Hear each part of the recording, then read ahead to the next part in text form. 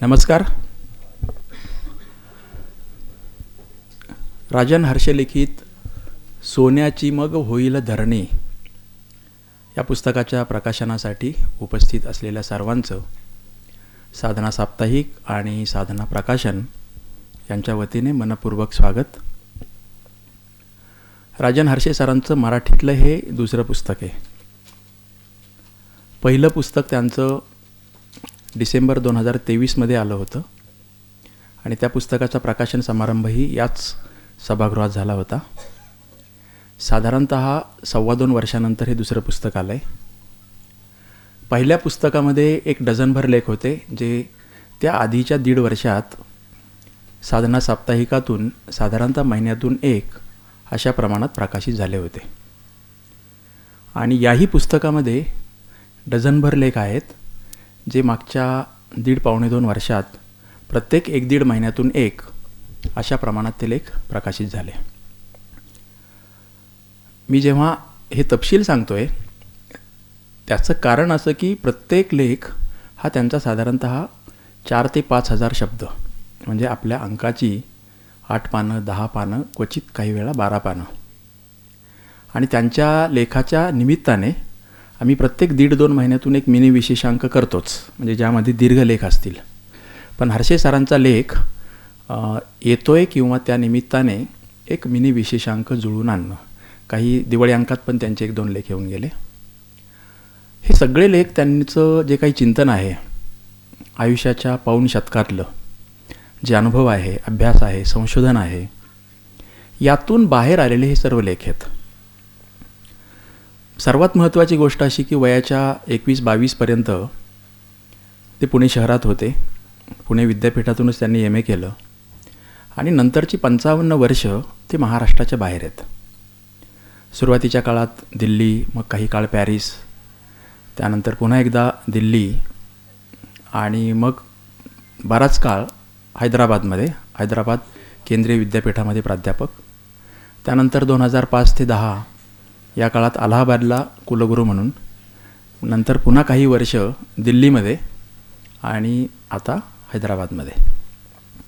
55 वर्ष ते महाराष्ट्राच्या बाहेर आहेत, पण पुणे शहराशी आणि महाराष्ट्रातल्या एकूणच राजकीय, सामाजिक, सांस्कृतिक घटना घडामोडी यांच्याशी मात्र त्यांचं आंतरिक नातं हे कायम राहिलेलं आहे. जरी त्यांचं येणं जाणं कमी असेल तरीही ते नातं कायम राहिलं असं मी म्हणतो. याचं कारण तशा प्रकारचं ते घनिष्ठ नातं राहिलं नसतं तर आधीचं पुस्तक आणि आत्ताचं पुस्तक यातले 2 डझन लेख या प्रकारे आले नसते. पहिल्या पुस्तकाचं नाव पक्षी उन्हाचा, 7 विद्यापीठांच्या आवारात. 7 विद्यापीठामध्ये ज्यांनी शिक्षण घेतलं किंवा अध्यापन केलं आणि अभ्यास संशोधन केला, कुलगुरू म्हणून काम केलं, असे ते एकूण 7 विद्यापीठं. ते एका मर्यादित अर्थाने आत्मकथन होतं, खऱ्या अर्थाने कार्यकथन होतं. ते सगळं पुस्तक झालं, त्याच्या 2 आवृत्त्या आल्या, त्याच्यावर बरीचशी चर्चा झाली आणि साहजिकच ते असं म्हणायला लागले की मला आता मराठीमध्ये लिहिताना मजा वाटते, गंमत येते. मला इंग्रजीपेक्षा मराठीत लिहिण्यातून जास्त आनंद मिळतो आहे. म्हणजे आधीच्या 50 वर्षात त्यांनी प्रामुख्याने इंग्लिशमध्येच लेखन केलं, ज्याची भारतातल्या किंवा जगातल्या अन्य वेगवेगळ्या प्रकाशकांच्याकडून पुस्तकं आली, संपादनं झाली, त्याचं बरंचसं काय कौतुक झालं राष्ट्रीय आणि आंतरराष्ट्रीय स्तरावर. परंतु सुरुवातीला त्यांना मराठीत आपण लिहू शकू का याच्याबद्दलच शंका होती.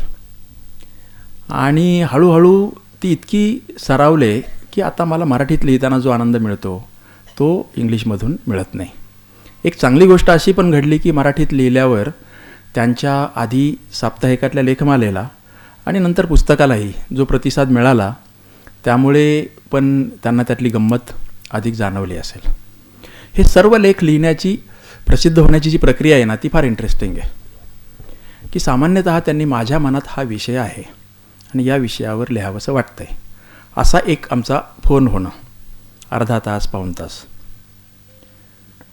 मग त्यांनी ॲक्च्युअल तो लेख लिहिणं, लेखात काय असेल याबद्दल त्यांनी साधारणतः अंदाज देणं किंवा काय त्यांच्या मनात आहे ते. मग मला काही वाटलं तर छोट्या किरकोळ काही सूचना करणं. मग दुसरा प्रत्यक्षात लेख लिहून झाला की त्यांनी मला तो पाठवणं. मग मी तो वाचला की पुन्हा एकदा अर्धा पाऊण तास त्याच्यावर एक चर्चा, की मी वाचलेलं आहे, त्यात काय कमी पडतं आहे, काय असायला पाहिजे होतं, हे वाचकांना कळेल का, हे जरा जड होईल का, हे खूपच परिचित आहे का, वगैरे.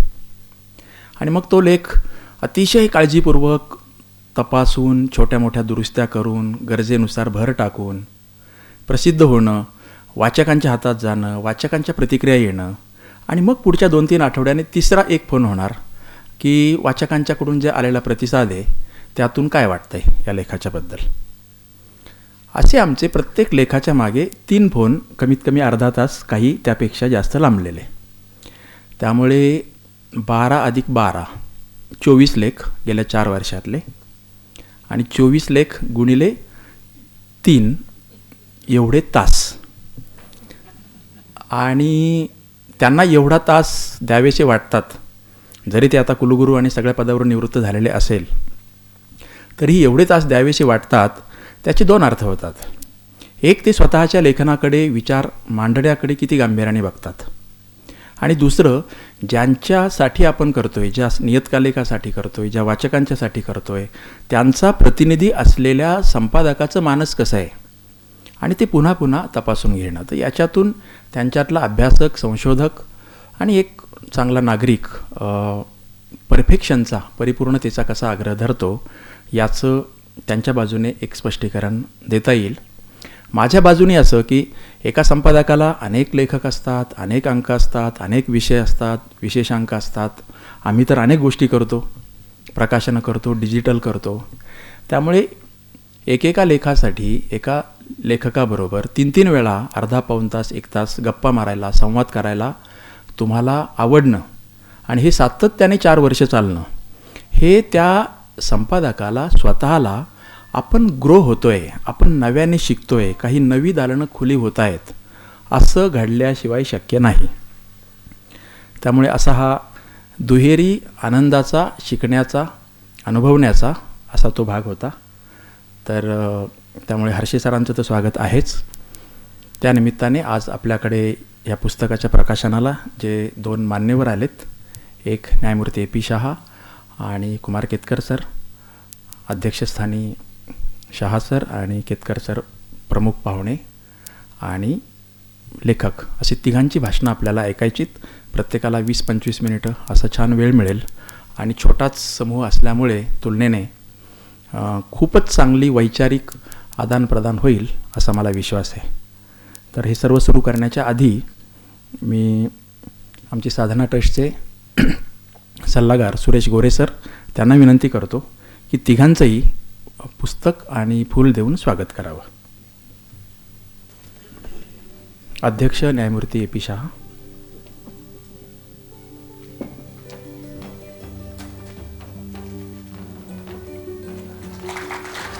कुमार केतकर,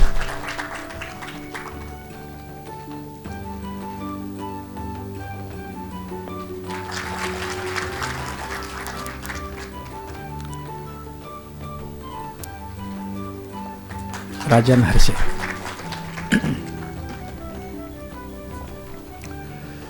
जे काही प्रास्ताविक करायचं असेल तो भाग मी सुरुवातीलाच बराचसा सांगितला, परंतु पहिल्या पुस्तकात पक्षी उन्हाचा 7 विद्यापीठाच्या आवारात यातले सर्व लेख मी मगाशी आत्मकथन आणि कार्यकथन दोन्हीचं एक चांगलं संयोग असं ते पुस्तक आहे, आणि त्यामधले सर्व लेख त्यांनी विद्यार्थी, प्राध्यापक, अभ्यासक, संशोधक, प्रशासक आणि कुलगुरू या नात्याने जे काही अनुभवलं, प्रत्यक्ष काम केलं, त्याच्यावरचे ते लेख आहेत. त्यामुळे ते पुस्तक एकसंध आहे, एका विशिष्ट विषयाला बांधलेलं आहे, त्याच्या आजूबाजूला जाणार आहे. परंतु ते सगळं झाल्यावर या अभ्यासक, विचारवंत लेखकाच्या मनात आणखी त्यालाच जोडणारं, त्या पुस्तकाला जोडणारे, जे स्वतःशी संबंधित किंवा अभ्यासाशी संबंधित किंवा प्रत्यक्ष केलेल्या कामाशी संबंधित असे जे जे विषय येत होते त्याला मी काहीतरी निमित्त जोडत होतो, आणि मग ते लेख प्रसिद्ध होत होते. त्यामुळे एका अर्थाने हे मिससिलेनियस रायटिंग्स किंवा संकीर्ण असं आपण ज्याला म्हणू, त्यात विभाग जे पाडलेले आहेत त्यावरूनही तुमच्या लक्षात येईल. तर त्यातला जो शेवटचा विभाग आहे, त्यातला जो लेख आहे की भारतातील आणि परदेशातील विद्यापीठं, मी असं म्हणेल की ज्यांनी कोणी पहिलं पुस्तक वाचलं आहे त्यांनी हे दुसरं पुस्तक घेतल्यावर शेवटचा लेख आधी वाचावा आणि नंतर कोणतेही लेख अधूनमधून वाचायला हरकत नाही आपल्या आवडीनुसार.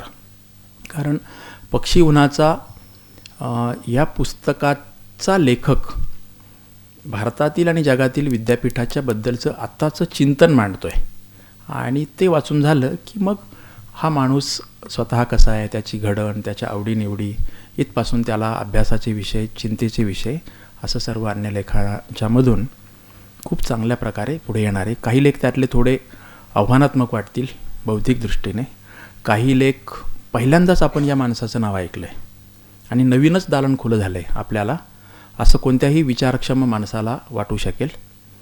तर असं हे पुस्तक सोन्याची मग होईल धरणी, म्हणजे इतक्या गंभीर आणि वैचारिक पुस्तकाला इतकं ललितरम्य नाव कसं, तर लोकांच्या मनातली भीती शीर्षकापासूनच वाढू नये म्हणून दिलं आहे असंही म्हणायला हरकत नाही. तर हे बघताक्षणी लोक हायसं वाटेल, अरे वा इंटरेस्टिंग आहे. मुखपृष्ठही तसं साधं असलं तरी आकर्षक वाटेल. त्याचा ब्लर्ब पण मुद्दाम बाबा बोरकरांच्या कवितेतल्या त्या ओळी आहेत आणि ते वाचूनही पुन्हा एकदा जवळीक वाटेल. अनुक्रम वाचल्यावर सुरुवातीलाच कविता, राष्ट्रवाद, मी आणि माझी कविता असं म्हटलं की आणखी सोपं वाटेल. म्हणजे काय ते जोर का धक्का धीरे से वगैरे असं जे म्हणतात तसं काहीसं ते होईल. तर ह्या ट्रिक आहेत छोट्या छोट्या पण चांगल्या अर्थाने केलेल्या आहेत. सोशल मीडियावर प्रसार करण्यासाठी जे केल्या जातात त्या प्रकारातल्या ह्या नाही आहेत. तर अशा या पुस्तकाचं प्रकाशन आपले प्रमुख पाहुणे आणि अध्यक्ष यांनी करावं अशी मी त्यांना विनंती करतो.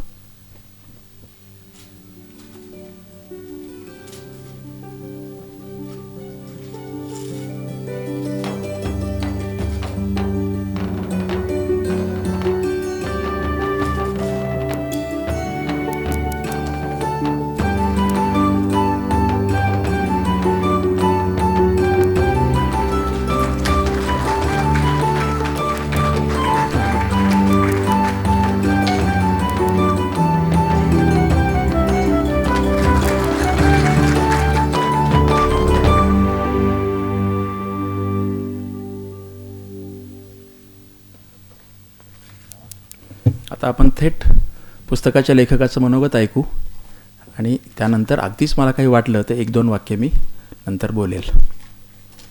Doctor Rajan Hershey.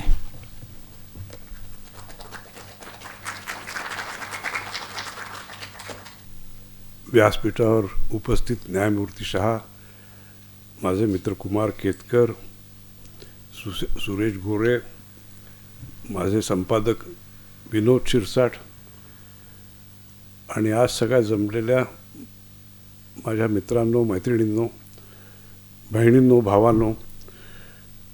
पुण्याला आलं की मला आपलं बरं वाटतं.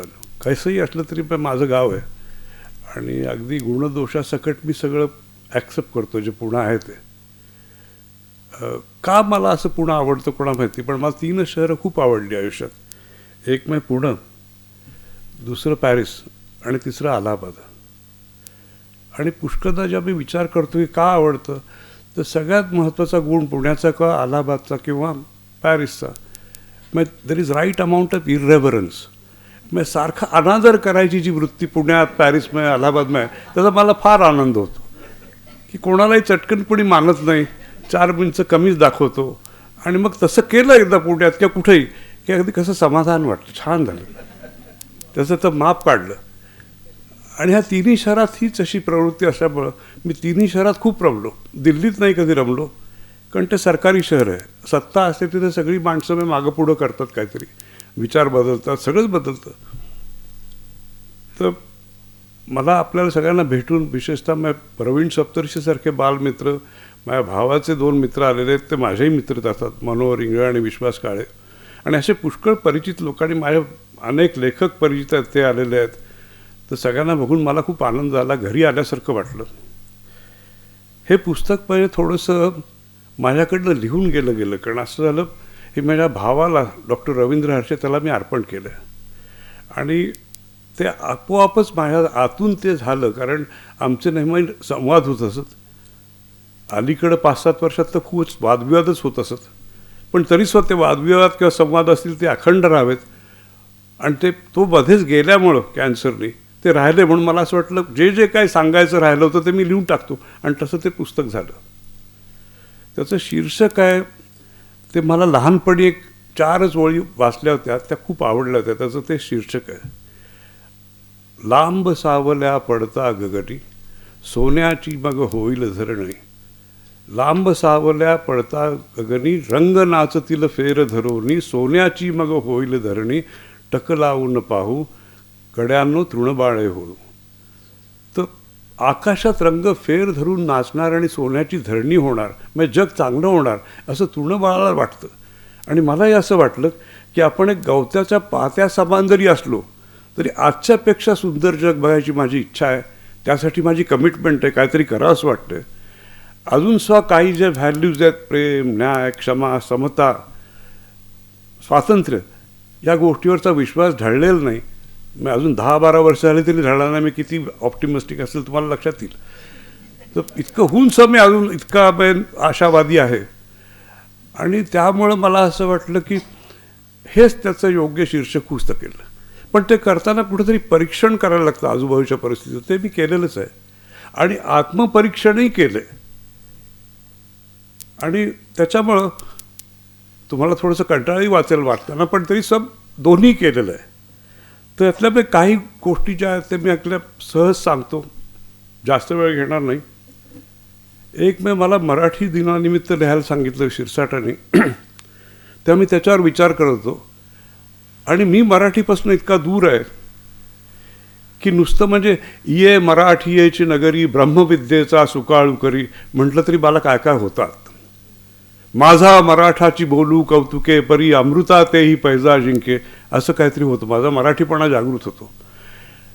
आणि त्याच्यामुळं मग मी मराठी भाषेवरच सारखा विचार करायला लागलो. आणि मला असं वाटलं की आपली जी आयडेंटिटी आहे, अस्मिता मराठीची, आणि आपलं पॉलिटिक्स हे किती जवळचं आहे. मी कुमार मायाशी आत्ता बोलत असताना म्हणते की कविता आहेत पण पॉलिटिक्स नाही. मला वाटतं हेच पॉलिटिक्स मी त्यात सांगतोय सारखं, की प्रत्येक वेळा म्हणजे काय म्हणतात आपण महाराष्ट्र देश म्हणून कसा उभा केला, हेच त्या कवितेचं सगळं सार आहे. आणि त्यासाठी मी 3 कवी प्रामुख्याने त्यांचे कोट दिलेले आहेत, गोविंदाग्रज, कोल्हटकर, माधव जुलियन, या तिघांचे. आणि त्याच्यात आणि आपण देश बांधतो तेव्हा आपण आपल्या लोकांचा गौरव करतो.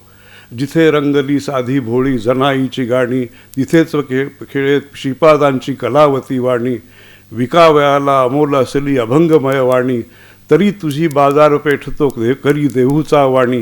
गोविंदाग्रज. किंवा मराठी असे आमुची माय बोली, जरी आज ती राजभाषा नसे, नसो आज ऐश्वर या माऊलीला, यशाची पुढे दिव्य आशा असे. जरी पंचखंडात ही मान्यता घे, स्वसत्ता बळे श्रीमती इंग्रजी, मराठी भिकारी न झाली तरीही, खुशीच्या तिच्या तिचं केवी तरी. मी अगदी कलोनियलिझम आलेला आहे आणि राज्य साम्राज्य आणि आपली मराठी भिकाऱ्यान झाली आहे.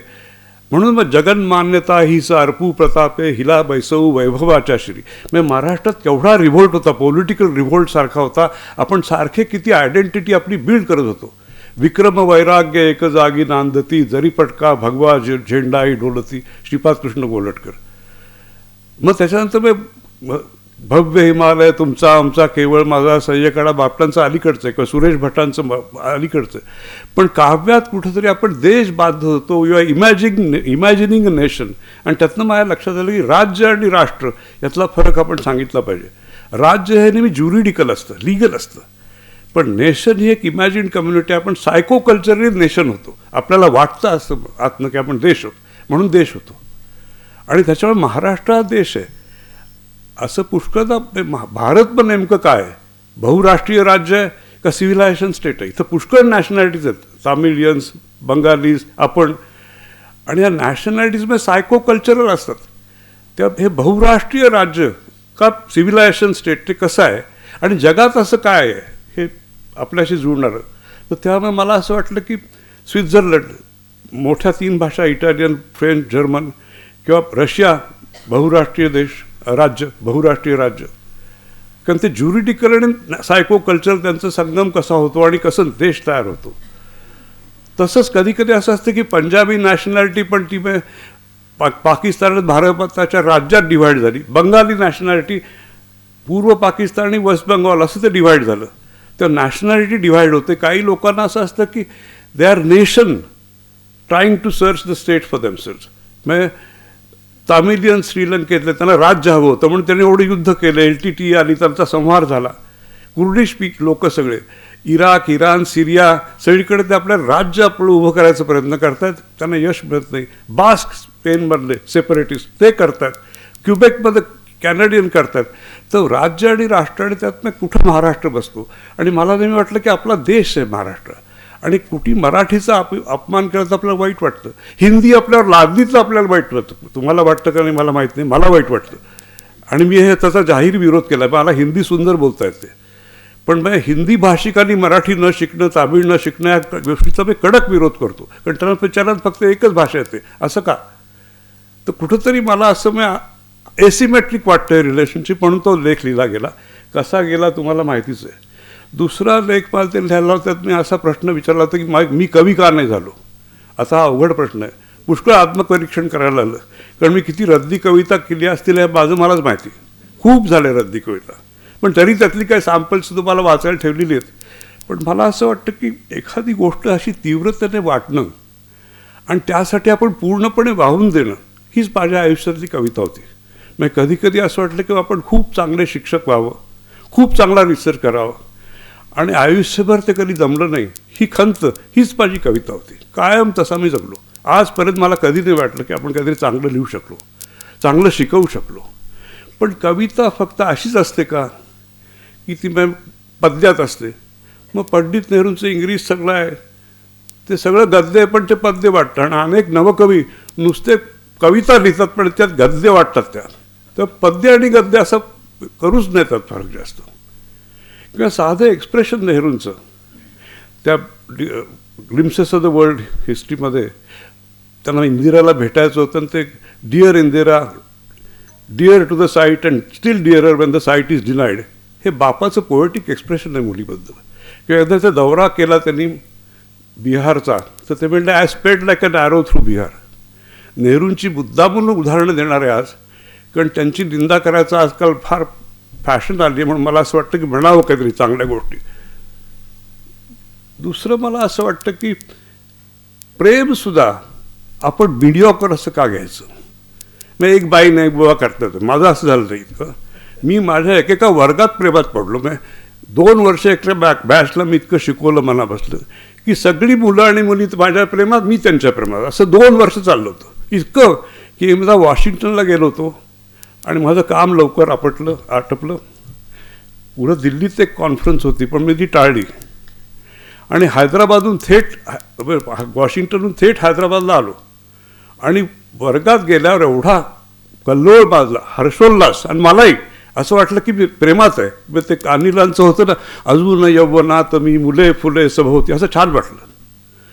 तर त्याच्यामुळे प्रेम असं मग नुसतं मिडिओकर नसतं. प्रेम कसं वेगवेगळ्या तऱ्हेने आपण व्यक्त करतो, निसर्गात असतं, कलेक्टिव्ह असतं प्रेम. आणि ते मला मग अनुभवलं, तशा मी कविताही लिहिल्यात. पण anyway I am a failure poet. ते मी त्यांना पहिल्यांदाही सांगितलं तरी त्यांना लेख लिहवला तसा. मग कुसुमाग्रजांच्यावरचा एक लेख आहे, त्यात मग त्यांच्या लेखनात सगळं कशी हिंसा आणि परात्मवादाची चर्चा आहे. हा आता लेख मी जास्त डिटेलमध्ये सांगणार नाही, तुम्ही प्रत्यक्षच वाचा. पण त्यांच्या 5 कविता, जालियनवाला बाग, लिलाव, माळाचे मनोगत, आणखी एक आठवत नाहीत माझ्या नेमक्या कुठल्या, माळाचे मनोगत, लिलाव, जालियनवाला बाग, बळी आणि बळी, हां, ह्या मी घेतलेल्या आहेत आणि त्याचं ॲनालिसिस केलेलं आहे.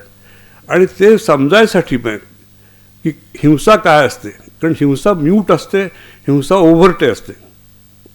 पुष्कळदा ओव्हर्ट हिंसा तर इतकी दांडगी असते की आपल्याला, म्यूट हिंसा की आपल्याला कळत नाही काय करायचं ते.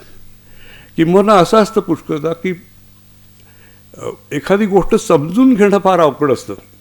म्हणजे चांगली कविता समजणं हे सगळं अवघड असतं, चांगला लेख समजणं, चांगली एखादी गोष्ट शिकवणं हे इतकं अवघड असतं. तेव्हा हा लेख तुम्ही आपणच वाचा. कारण माझ्या आयुष्यात मी 2-3 गोष्टी सांगतो. मी इतके वर्ष शिकवलं, पण मला असं नेहमी वाटायचं की आपलं बोलणं लोकांना कळतं का नाही कळतं. म्हणून मी वर्गातही विचारायचो, ॲम आय टॉकिंग नॉनसेन्स. म्हणजे त्यांना जे सेन्स होत नाही ते सगळं नॉनसेन्स. मी स्वच्छ सांगावं कुणी काय असेल ते. आणि लिखाण तर त्याच्यावरही आवड असतं, कारण people are very original in misunderstanding what you write. हे अगदी कायम आहे. कुणीही काढलं तर अगदी ओरिजिनल काहीतरी काढतात. म्हणजे तुम्ही स्वप्नात सर त्याचा विचार केला नसेल. तर कुसुमाग्रजांच्या बरोबर माझे मित्र मनोहर हिंगळे असेच जगले जसं मी जगलो. आणि त्याच्यामुळं मग आता कुठल्या काय काही प्रेरणा मला अशा महत्त्वाच्या वाटतात. तर जालियनवाला बागमधलं शेवटच्या ज्या ओळी आहेत, मग एवढा हिंसा त्याच्यात झाली, कलोनियलिझम एक एवढा मोठा होता.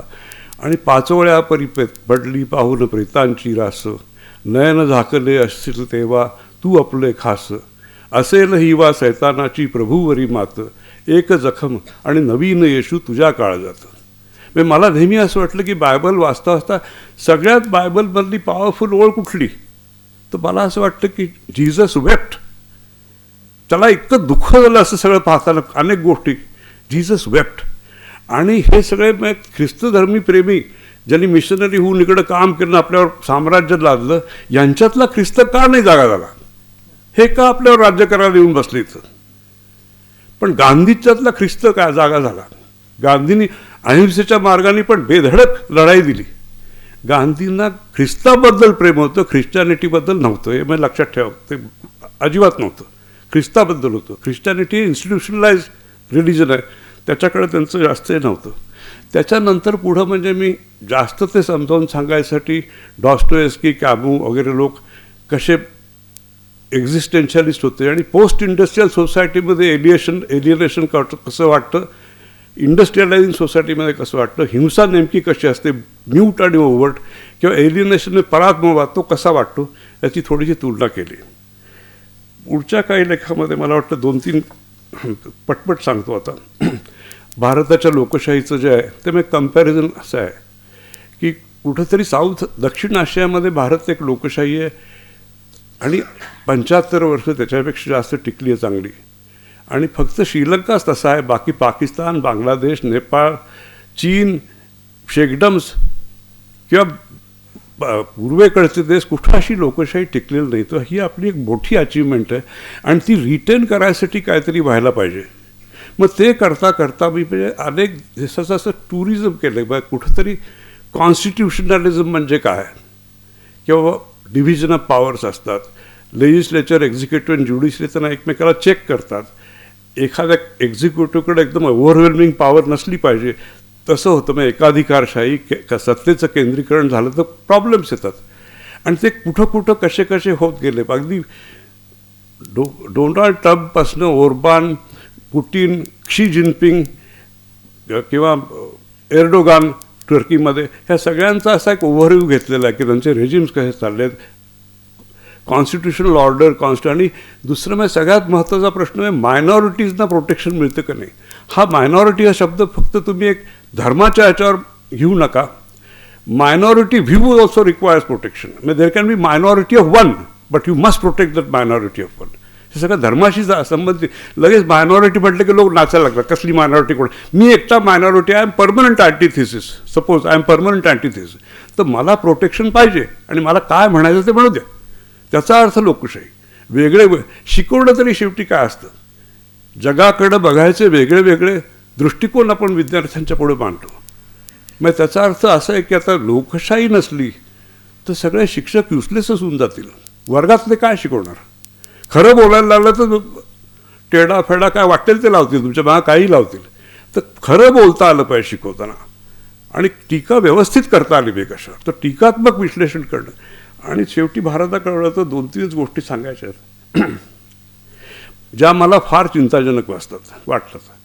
आत्ताचं जे सोशल पोलरायझेशन झालं आहे 2014पासून, ते मला काळजीसारखं वाटतं. फारच म्हणजे अवघड आहे. आणि जशी ट्रीटमेंट मुसलमानांना आपण देतो आहे त्याची मला त्याच्याबद्दल दुःख खूप वाटतं. त्याच्यात मी लिहिलंच आहे लेखात. दुसरी म्हणजे काय म्हणतात त्याला, स्त्रियांच्याबद्दलचा आपला जो ॲटिट्यूड आहे हा अतिशय मागास व्हायला लागला आहे आणि हे अगदी दुःखदायी आहे. मग कुठंतरी आपण मी कुठल्याही राजकारणी माणसाला शिव्या देणारच नाही. मला असं वाटतं की आपण आपल्याकडे बघावं. कुठेतरी समाज निर्लज्ज झाला आहे, बोथट झाला आहे.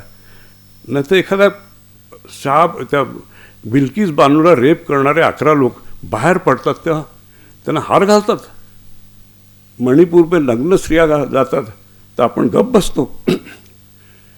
किंवा प्रज्वल रेमंडना काय करतो त्याला सपोर्ट मिळतो. मग कुठंतरी आपण कुठंतरी स्वतःला बदललं आहे. आपल्या लाज वाटेनाशी झाली इतके निर्लज्ज आपण झालो आहे. आणि ह्या गोष्टीचं मला खूप दुःख होतं. मग एक चांगल्या आंतरराष्ट्रीय कीर्तीच्या पहिलवान बायका आहेत, त्यांना रस्त्यातनं भरपटत न्यायचं आणि जो त्यांना त्रास देणारा मनुष्य तो पार्लमेंटमध्ये बसतो आणि आपल्याला लाज नाही वाटत त्या गोष्टीची. लोक धादांत खोटं बोलतात, मोठाले नेते, नावं काय घ्यायची कोणाची, पण ह्याला आपणच जबाबदार आहोत. हा समाजाचा दोष आहे. ही सगळी सिम्पटम्स आहेत, सगळी ही लक्षणं, पण मूळचा डिसीज आपल्यामध्ये आहे हे आपण ऐकायला विसरतो. मग त्याच्यामुळंच कधी कोणाच्या मागं ईडी लागते, कोणाच्या मागं IT डिपार्टमेंट लागतं, CBI लागतं आहे, किंवा वाटेल त्या मार्गाने काही करतात. मी आता महाराष्ट्राची अस्मिता किती प्रेमाने सांगत होतो आणि सगळे आपले मावळे गुवाहाटीला गेले आणि दुसरे करून आपले पैसे घेऊन सरकार बदलून बसले. आता काय म्हणायचं त्या महाराष्ट्राबद्दल? मी शिवाजीची सगळी माणसं ते अशा अनेक गोष्टी सांगता येतील, याच्यावर काय बोलायचं? आणि पोस्ट ट्रूथ पॉलिटिक्समध्ये असं असतं की मग मुद्दामूनच आपण खोटं बोलतो ना. मग खरं आणि खोट्यातलं डिस्टिंक्शनच ब्लर करायचं, इतकं खोटं बोलायचं दादांत, आणि तेच रेकून गॅ करत बोलायचं. मग लोक निर्बुद्ध असतात, त्यांना समजतं. तुम्ही फेसबुक बघा, सगळे मग ट्रोल्स नुसते मग मवालीगिरी करत असतात, शिवीगाळ. हे असं होतं का देशाचं कल्चर कधी? आमची संस्कृती किती महान आहे, हीच महान संस्कृती सगळी चालली. मग कुठंतरी लाजच संपली आणि तो मला मोठा प्रॉब्लेम वाटतो देशाचा. पण ह्याच्यावर पुढं बोलत नाही जास्त. 2 महत्त्वाचे लेख मला असं वाटतं मनापासून लिहिले. एक म्हणजे नेहरूंच्या लोकशाहीची कल्पना.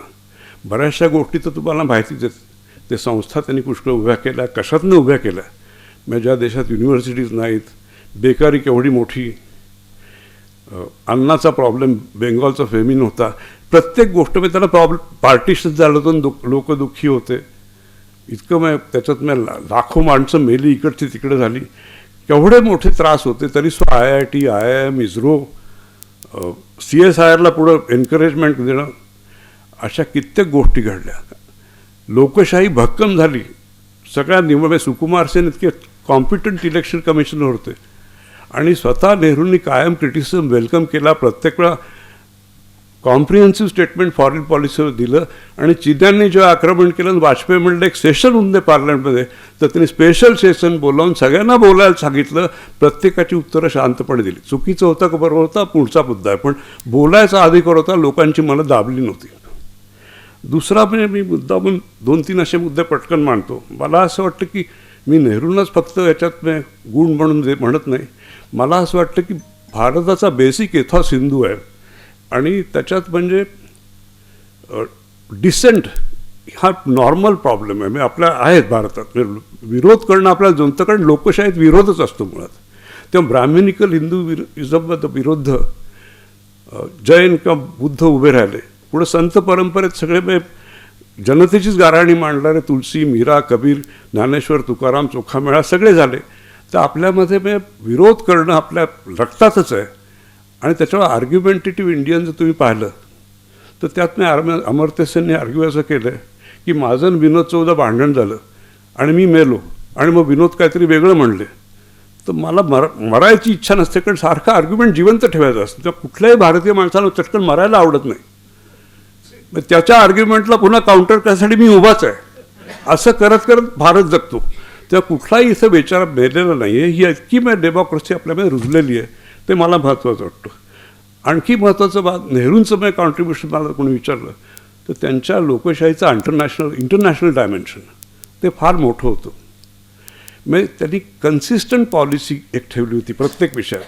साऊथ आफ्रिकेला आपण कधी रेकग्नाईज नाही केला अपार्थाईड असताना, तर 46 पासून 94पर्यंत आपली 30 पॉलिसी होती आणि आपण तसेच वागलो. पॅलेस्टीनच्या स्वायत्ततेबद्दल आपण लढाई केली, त्यांना सपोर्ट दिला. इंटरवॉर पिरियडपासून जवळजवळ काँग्रेस का असे इस्रायलला कोणी फादरलँड म्हणायला गेलं ते अपार्थाईड स्टेटस बनत होते. किंवा ट्युनिशिया, मोरोक्को, अल्जेरिया त्यांना सपोर्ट केलं बांडुंगच्या वेळा. त्याच्या आधी इंटरवॉर पिरियडमध्ये पाहिलं तर 8th थ्रूट आर्मीची माओ त्से-तुंग त्याला सपोर्ट केलं होतं. स्पॅनिश सिव्हिल वॉरमध्ये डेमोक्रॅटिक फोर्सेसला सपोर्ट केलं होतं. इटालीच्या ॲग्रेशनवर ॲबिसिनीवर तिथं विरोध केला होता. जर्मनीचं सगळं साम्राज्य सभा त्याचा विरोध केला होता. त्यामुळे एक कन्सिस्टंट पॉलिसी नेहरू आणि लोहियांनी जी चालवली होती. आणि फॉरेन पॉलिसी आता जे म्हणतात ट्रान्झॅक्शनल आहे, ट्रान्झॅक्शन तसं मला वाटत नाही. काहीतरी नॉर्मॅटिव्ह डायमेन्शन्स असतात म्हणून फॉरेन पॉलिसी चालते. आणि अशा अनेक गोष्टी सांगण्यासारख्या आहेत, पण मी इथं थांबतो. त्याच्यानंतर गांधींच्यावर लेख आहे, फक्त 3च मूल्यावर तो लेख आहे आधारलेला: सत्य, अहिंसा, परधर्म सहिष्णुता. आता तो तुम्ही फक्त वाचूनच बघा, कारण मी त्याच्यावर मेहनत पुष्कळ केली आहे. आणि मला असं वाटतं की इतकं सत्य लिहिणारा माणूस अवघड आहे मिळणं.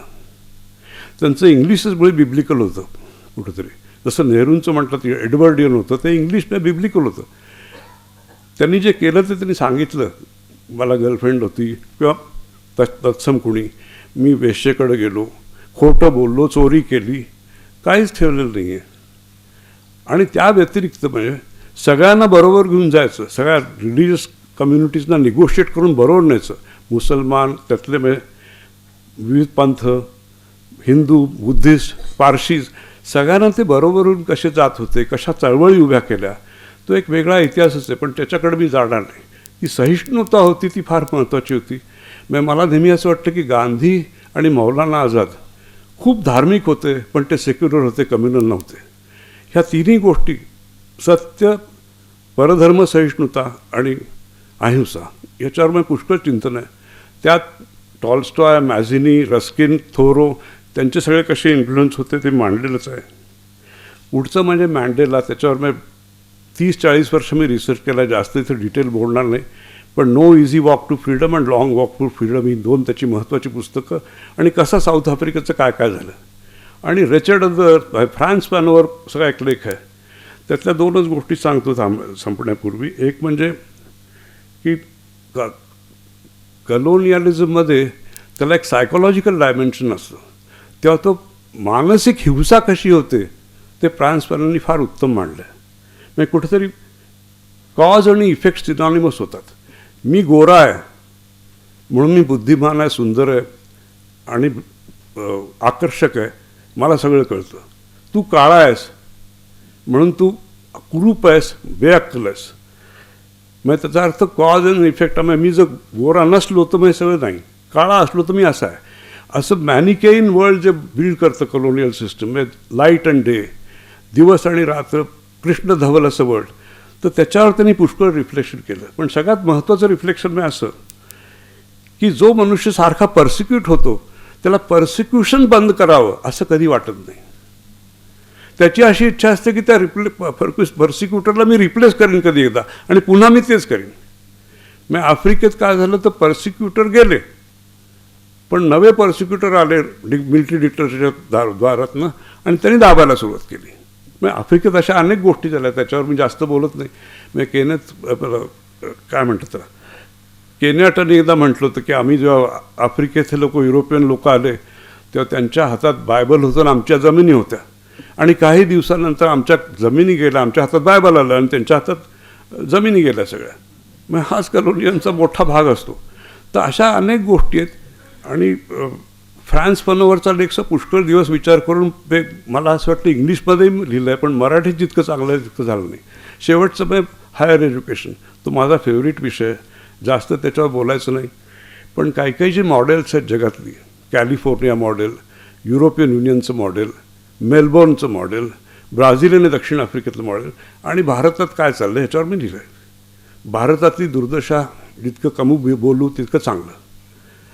आणि माझ्या आयुष्यातलं मी सगळ्यात चांगली गोष्ट सध्या म्हणजे मी कुठल्याही युनिव्हर्सिटीचं व्हाईस चान्सलर याच्या इतकं भाग्य मला कुठलंच वाटत नाही. आणि असल्या लोकांच्याबरोबर मला कामही करता नसतं आलं.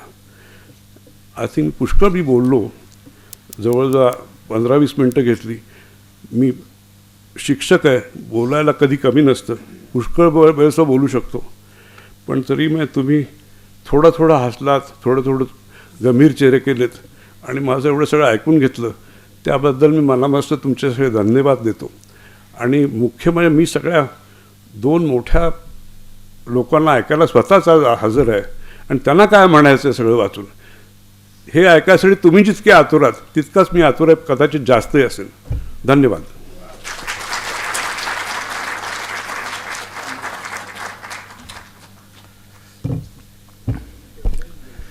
या पुस्तकातला शेवटचा लेख जो भारतातील आणि परदेशातील विद्यापीठ हा साधनामध्ये प्रसिद्ध झाला त्यालाही आता 7-8 महिने झाली. तेव्हा मी त्यांना असं म्हणालो होतो की हा विषय घेऊन एक स्वतंत्र लेखमालिका भारतातील आणि परदेशातील विद्यापीठ किंवा एक विशेषांक ज्याचं संपादन तुम्ही करावं. आणि त्यांनी ती कल्पना फार पटकन उडून लावली. त्याचं कारण आता तुम्हाला कळलं असेल. मात्र नियतकालिकाच्या संपादकाला असं उडून लावता येत नाहीत बऱ्याच गोष्टी. त्यामुळे काय दुधाची तहान ताकावर अशा पद्धतीने मी मागच्या 3 महिन्यापासून साधना साप्ताहिकात एक लेखमाला सुरू केली. महाराष्ट्रातील 10 विद्यापीठांच्या कुलगुरूंच्या मुलाखती. ज्यावेळी मी जे कोणी चांगले तयारीचे लोक होते अगदी सुहास पळशीकरांच्यापासून नव्या वाचकांच्यापर्यंत तेव्हा त्यांनी मला पटकन असंच उडून लावलं की कशाला कुलगुरूंच्या मुलाखती ती मालिका चालवत आहे, काही हाती लागणार नाही.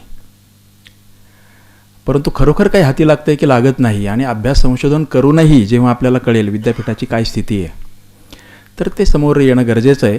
म्हणून आमच्या 1-2 मुलाखती प्रसिद्ध झाल्यात, आणखी 8 होतील.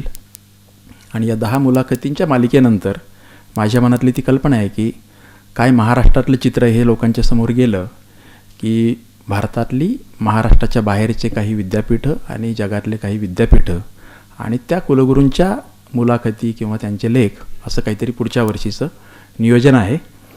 आणि त्यातून काय हाती लागतं त्या संदर्भात त्यांचा साधनेला मला विशेष उपयोग होईलच हर्षे सरांचा. हे आता पुस्तक प्रकाशित झालं आहे आणि खरं तर सभागृहात बरेच मान्यवर आहेत, पण आपण 2 व्यक्तींना या पुस्तकाच्या पहिल्या 2 प्रती भेट देऊ.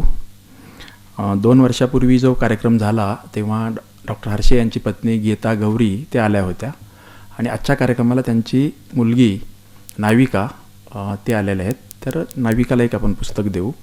आणि AP शहा सर साधनेच्या व्यासपीठावर पहिल्यांदा आलेत.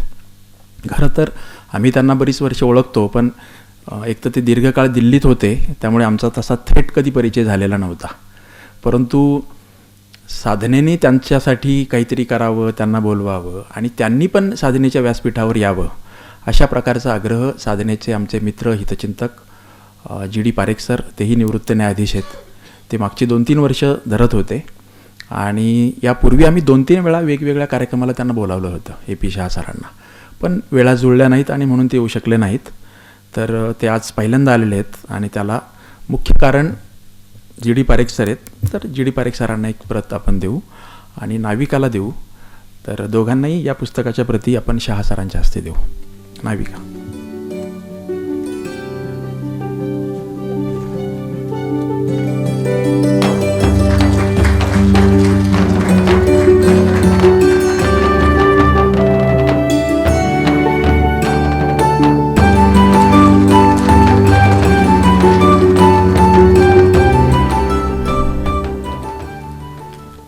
ज्या न्यायमूर्तींच्या विषयी ते न्यायमूर्ती असताना आणि निवृत्त झाल्यानंतरही किंवा न्यायमूर्ती पदाच्या शेवटच्या काळात आणि निवृत्त झाल्यानंतरही लोकांच्या मनात आदर कायम राहिला अशा अगदी कमी किंवा थोड्या न्यायमूर्तींच्यापैकी एक AP शहा सर आहेत.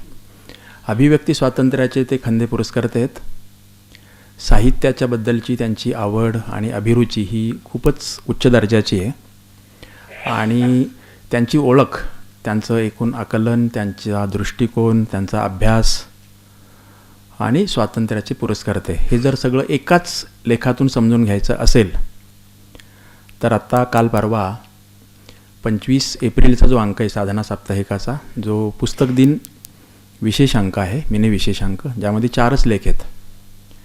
तर त्यामध्ये 22 पानांचा लेख कायदा आणि न्याय, कायदा आणि साहित्य अशा विषयावर आहे. 22 पानांचा आहे आणि मूळ इंग्रजी भाषण आहे त्यांचं, पण नंतर त्याचा अतिशय चांगला अनुवाद करून आपण साधनामध्ये छापला आहे. एकाच अंकात तो प्रसिद्ध करावा आणि वाचकांनीही तो एकाच बैठकीत वाचावा इतका तो सुबोध आणि प्रवाही झालेला आहे. परंतु आपण आधी कुमार केतकर सरांना ऐकणार आणि मग समारोपाकडे जाणार. विनोद चुकून जरी म्हणला की अगोदर हे पेशा बोलतील नंतर मी माझ्या पोटात गोळा झाला, कारण इतक्या मोठ्या माणसाच्या नंतर मी बोलणं हे अनुचितच नव्हतं, ते अन्यायच होतं पूर्ण, श्रोत्यांच्या दृष्टिकोनातून आणि न्यायाच्या दृष्टिकोनातही. आता ह्या ठिकाणी ए पी शहांच्या बरोबर आणि शेजारी बसून मला या पुस्तकाच्या प्रकाशनाचं भाषण करायचं आहे, ही खरोखरच खोटी नम्रता नाही, किंवा ते म्हणले तसं हल्ली लोक खोटं बोलतात नंतर खरं फिरतात तशा अर्थाने नाही, मला संकोच आणणारी बाब आहे. तो संकोच दूर ठेवून मी या पुस्तकाबद्दल बोलणार आहे. आता मुख्य गोष्ट म्हणजे अशी आहे की ह्या पुस्तकावरती त्यांच्याच आत्ता तुमच्या निवेदनावरून लक्षात आलं असेल, एकाच थीमचे लेख नाही आहेत. त्यात कवितांवरती आहे, त्यात विद्यापीठांवरती आहे, त्यात फ्रान्स फॅनॉनवरती आहे, त्यात गांधींवरती आहे, त्यात नेहरूंवरती आहे वगैरे. आता त्यांनी त्यांच्या कवितांवरच्या लेखामध्ये असं म्हटलं आहे की मी काही कवी नव्हतो, मला कवी लिहायची इच्छा नव्हती वगैरे, पण तो लेख तुम्ही वाचलात तर तुमच्या लक्षात येईल की हे कवीच व्हायला हवे होते. म्हणजे त्यांचं वेगळं कवितांचं पुस्तक साधनाने काढायला हरकत नव्हती. एवढ्या उत्तम कविता त्यांनी त्यांच्या कॉलेज वयात लिहिलेल्या त्याच्यात दिलेल्या आहेत. इतकंच नाही तर त्यांनी कुसुमाग्रजांच्या कवितांबद्दल जे लिहिलेलं आहे ते माझ्या पाहण्यात तरी, सगळं काही पाहण्यात आलं असं नाही, पण माझ्या पाहण्या वाचण्यात तरी कोणत्याही मराठीच्या प्राध्यापकाने सुद्धा इतकं उत्तम कुसुमाग्रजांच्या कवितांवरती लिहिलेलं नाही, इतके ग्लोबल पर्स्पेक्टिव्ह घेऊन. त्यामुळे कवितांच्या संबंधामध्ये इवन विनोदच्या बोलण्यात जे सुरुवातीला आलं की मधून मधून त्यांनी लाईट म्हणून कविता ठेवल्यात, तर तुम्ही अनुक्रमणिका बघून घाबरू नका, त्याच्यात गंभीरसुद्धा आहे. तर त्या तसा तो कविता is not a pause for serious articles. तर तो पॉज नाही, इतकंच नाही तर त्या पुस्तकाचं एकूण नॅरेटिव्ह काय करायचं असा मी जेव्हा विचार करतो तेव्हा मला लक्षात आलं की आत्ता जगात काय चालू आहे. 3-4 ठिकाणी मोठी युद्ध चालू आहेत आणि तिन्ही ठिकाणी अशी चर्चा आहे की आम्ही अणुबॉम्ब वापरू. युक्रेनचं वॉर चालू असताना दोन्ही बाजूने आम्ही अणुबॉम्ब वापरू अशा घोषणा होत होत्या. दोन्ही बाजू म्हणजे नेटो आणि युक्रेन आणि इकडून पुतीन. आणि गाझामधल्या नरसंहाराच्या संबंधामध्ये तर ट्रम्पनी डायरेक्टच म्हटलं की आता आम्ही संपूर्ण इराण पूर्णपणे बेचिराख करून टाकणार आहोत आणि वेळ प्रसंगी आम्ही अणुबॉम्बही वापरू. गंमत अशी आहे की इस्रायलनी अधिकृतपणे त्यांच्याकडे अणुबॉम्ब जाहीरच केलेलं नाही आहे, पण त्यांच्याकडे अणुबॉम्ब सगळ्या जगाला माहिती आहे. त्यामुळे इस्रायलच एका अमेरिकेने टाकला नाही बॉम्ब तर इस्रायल टाकेल अशी भीती व्यक्त होत होती. तुम्हाला कदाचित माहिती असेल ते ॲटॉमिक बुलेटिन येतं जगाचं, ॲटॉमिक सायंटिस्टच चालवतात. त्या बुलेटिनच्या वरती एक क्लॉक आहे आणि त्या क्लॉकमध्ये असं त्यांनी दाखवलं आहे 12 वाजायला किती मिनटं. तर त्याचा सिम्बॉलिक अर्थ असा आहे, सिम्बॉलिक म्हणजे तो प्रॅक्टिकल कम सिम्बॉलिक आहे की 12 म्हणजे तो बॉम्ब पडणार, म्हणजे पडला. 12ला 1 कमी, 12ला 2 कमी. पद्मजा पाठकांनी त्याच्यावर पुस्तकच लिहिलं आहे, त्याचं नाव 12ला 5 मिनटं कमी असं टायटल आहे. तर आत्ता अलीकडे ॲटॉमिक बुलेटिनच्या एका अंकामध्ये 12ला 1 मिनिट कमी अशापर्यंत तो बुलेटिन आलं होतं. इतकं वातावरण आत्ता हिंसेचं, भयानक हिंसेचं आहे. लोकांच्या चर्चेमध्ये असा विषय असतो की तिसरं महायुद्ध होणार का. आता तिसरं महायुद्ध होणार का हा प्रश्न माझ्या मते इलॉजिकल आहे. कारण जर ते अणुयुद्ध असेल तर तिसरं महायुद्ध व्हायचा प्रश्नच येणार नाही, अणुबॉम्बमध्ये सगळंच बेचिराख होऊन जाईल. बरं, अणुबॉम्ब काही नॅशनल बाउंड्रीज पाळत नाही की बाबा इथे इराण संपतो आणि इथे इस्रायल संपतो, असं होत नाही. की भारत आणि पाकिस्तानच्या परवाच्या तथाकथित ऑपरेशन सिंदूरच्या वेळेस ही चर्चा झाली, पण ते काय असं समजत नाही. तर Karachi is just 1 hour away from here. Lahore तर तुम्ही दिल्लीवरनं गेलात तर एक खरं अंतर 2.5 तासाचं आहे, पण त्याला लागतो 8-10 तास लागतात. तो मुद्दा सोडून द्या. तर समजा पाकिस्तान कराचीवर बॉम्ब टाकला तर तो मुंबईवरच टाकल्यावर काय, कराची हा मुंबईचा भाग होता 1935 आणि 47पर्यंत सुद्धा. 35पर्यंत अधिकृतपणे, 47 पत्ता कराचीचा, कराची मुंबई असा असायचा. त्यामुळे कराचीवर बॉम्ब टाकला म्हणजे तो मुंबईवरच टाकल्यासारखा आहे, म्हणजे सगळंच उद्ध्वस्त होणार. आता ह्या अवस्थेमध्ये आपण जग पाहत असताना, ह्या पुस्तकात वाचताना असे एक पोटात ते तत्त्वज्ञान किंवा त्या कविता वाचतानासुद्धा आपल्याला कळत नाही आपण हा लेखक ऑप्टिमिझमकडे जातो आहे का पेसिमिझमकडे जातो आहे. विनाशकाळ दाखवतो आहे निराशावादातनं का नाही हे सगळं बदलणार आहे, आणि आशावाद दाखवतो आहे मला कळलं नाही. कारण त्यांच्या लेखनातनं दोन्ही येतं, निराशावादही येतो, आशावादही येतो, आणि कधीकधी तर मला तो आशावाद फॉल्स वाटायला लागतो, निराशावाद रिअलिस्टिक वाटायला लागते.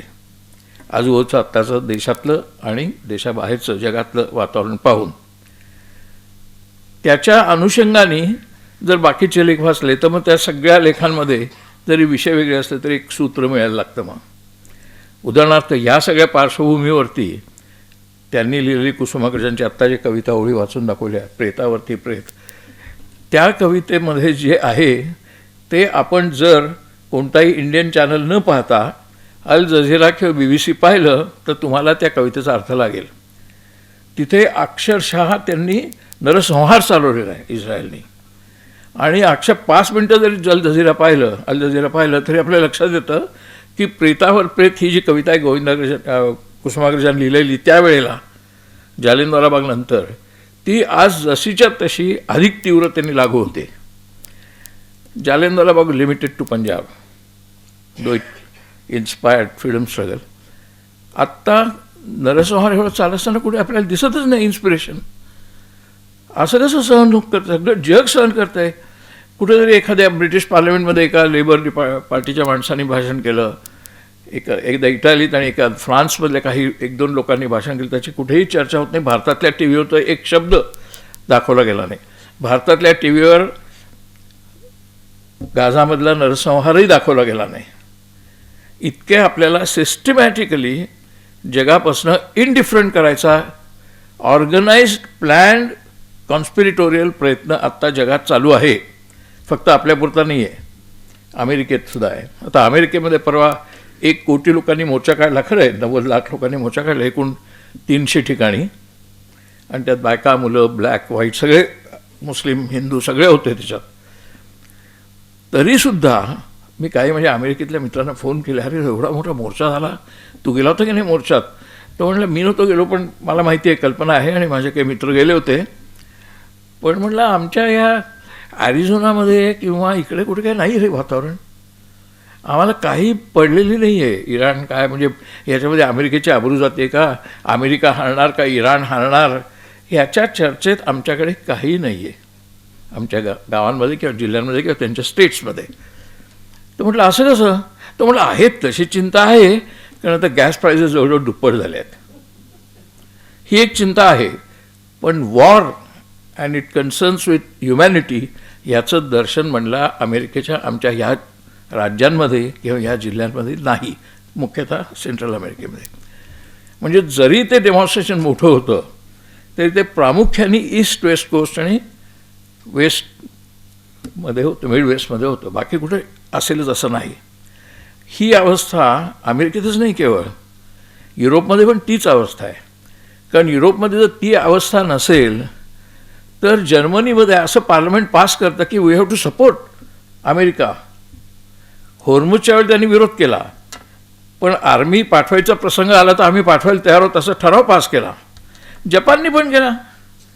म्हणजे होर्मुजच्या प्रकरणामध्ये युरोपियन युनियन आणि जपानने सांगितलं नाही आम्ही तुमच्या मदतीला येणार नाही. तर आपल्याकडच्या काही एकदम उतावीळ उदारमतवाद्यांना, लिबरल्सला नाही म्हणजे आता युरोप आणि अमेरिका यांच्यात तीव्र मतभेद सुरू झालेला आहे आणि Europe is showing humanitarian sentiment. ते पूर्ण खोटं आहे. Europe was not showing any humanitarian sentiment. त्यांनी फक्त त्यांच्या व्यवहारापुरता विचार केला. याचा आम्हाला काय फायदा होणार आहे, होर्मुज मुक्त करून किंवा तिथे ब्लॉकेड करून, एवढाच त्यांनी विचार केला होता. त्यांनी ग्लोबल विचार केलेला नव्हता. आता याच्या उलट म्हणजे परिस्थिती का निराशावादी आहे का आशावादी आहे, कसं ठरवायचं. तर 1973-74मध्ये मादाम बिन्न ही व्हिएटनामचे म्हणजे नॉर्थ व्हिएटनामची फॉरेन मिनिस्टर मुंबईला भेट द्यायला आली. तिथे इथल्या युनियन्सने त्यांचं स्वागत करायचं ठरवलं. तर मी पण त्या युनियनमध्ये काम करत असल्यामुळे आम्ही पण तिचं स्वागत करण्याच्या मोर्चामध्ये गेलो होतो. त्यावेळेला मुंबई नव्हे पण मुंबई दिल्ली आमच्या सगळ्या दिल्लीच्या विद्यापीठात आम्ही दिल्लीमधून जात असे म्हणून चर्चा व्हिएटनामवरची होती. युरोप अमेरिकेतले जवळजवळ सर्व विद्यापीठांमधले विद्यार्थी रस्त्यावर उतरले होते व्हिएटनामवरच्या अमेरिकेच्या धोरणाच्या विरोधामध्ये. आता हा एवढा नरसंहार गाझामध्ये झाला. 1-2 युनिव्हर्सिट्या सोडल्या अमेरिकेतल्या की जिथे नाही त्याच्याबद्दल सेन्सिटिव्हिटी दाखवून आम्ही कोलंबिया आणि एक हार्वर्डने थोडंसं दाखवलं, पण बाकी कोणी नाही. सगळ्या युनिव्हर्सिटीज गप्प होत्या. त्यामुळे ज्या ताकद जेन झी म्हणून फाजीलपणे बोललं जातं त्या जेन झीला कुठे काय पडलेलं नाही आहे कुठे काय चाललं आहे ह्याचं. आणि आत्ता अजून आजूबाजूला जर पाहिलं तर खरं त्याविषयी कोणीतरी म्हटलं मला की गाझाबद्दल कशाला बोलतोयस तू, मणिपूरमध्ये काय चाललं आहे. आपल्या देशात 50 गाझा आत्ता आहेत. त्या गाझांबद्दल आपल्याला सेन्सिटिव्हिटी वाटत नाही तर त्या गाझाबद्दल काय वाटेल. हा जो डिसेन्सिटाइज्ड इरा आहे आत्ताचा चालू, त्याच्यामुळे ते डेफिनेटली आपल्याला निराशावादी वाटावं असं आहे. आता त्यांचे जे युनिव्हर्सिटीजचे लेख आहेत ते मला पहिल्यांदाच ते साधनामध्ये आले होते पण त्यावेळेला मला ते स्ट्राईक नव्हतं झालं. त्याच्यात त्यांनी आकडे दिलेत. भारतातले किती विद्यार्थी फॉरेनला जातात, आता मला एक्झॅक्ट आकडा आठवत नाही पण 61 अब्ज रुपये आपण भारतातले विद्यार्थी अमेरिकेला पाठवण्यामध्ये खर्च करतो. आकडा काय समजा कमी असेल, मला 60 अब्जाची मला शून्य पण मोजता येणार नाहीत मला.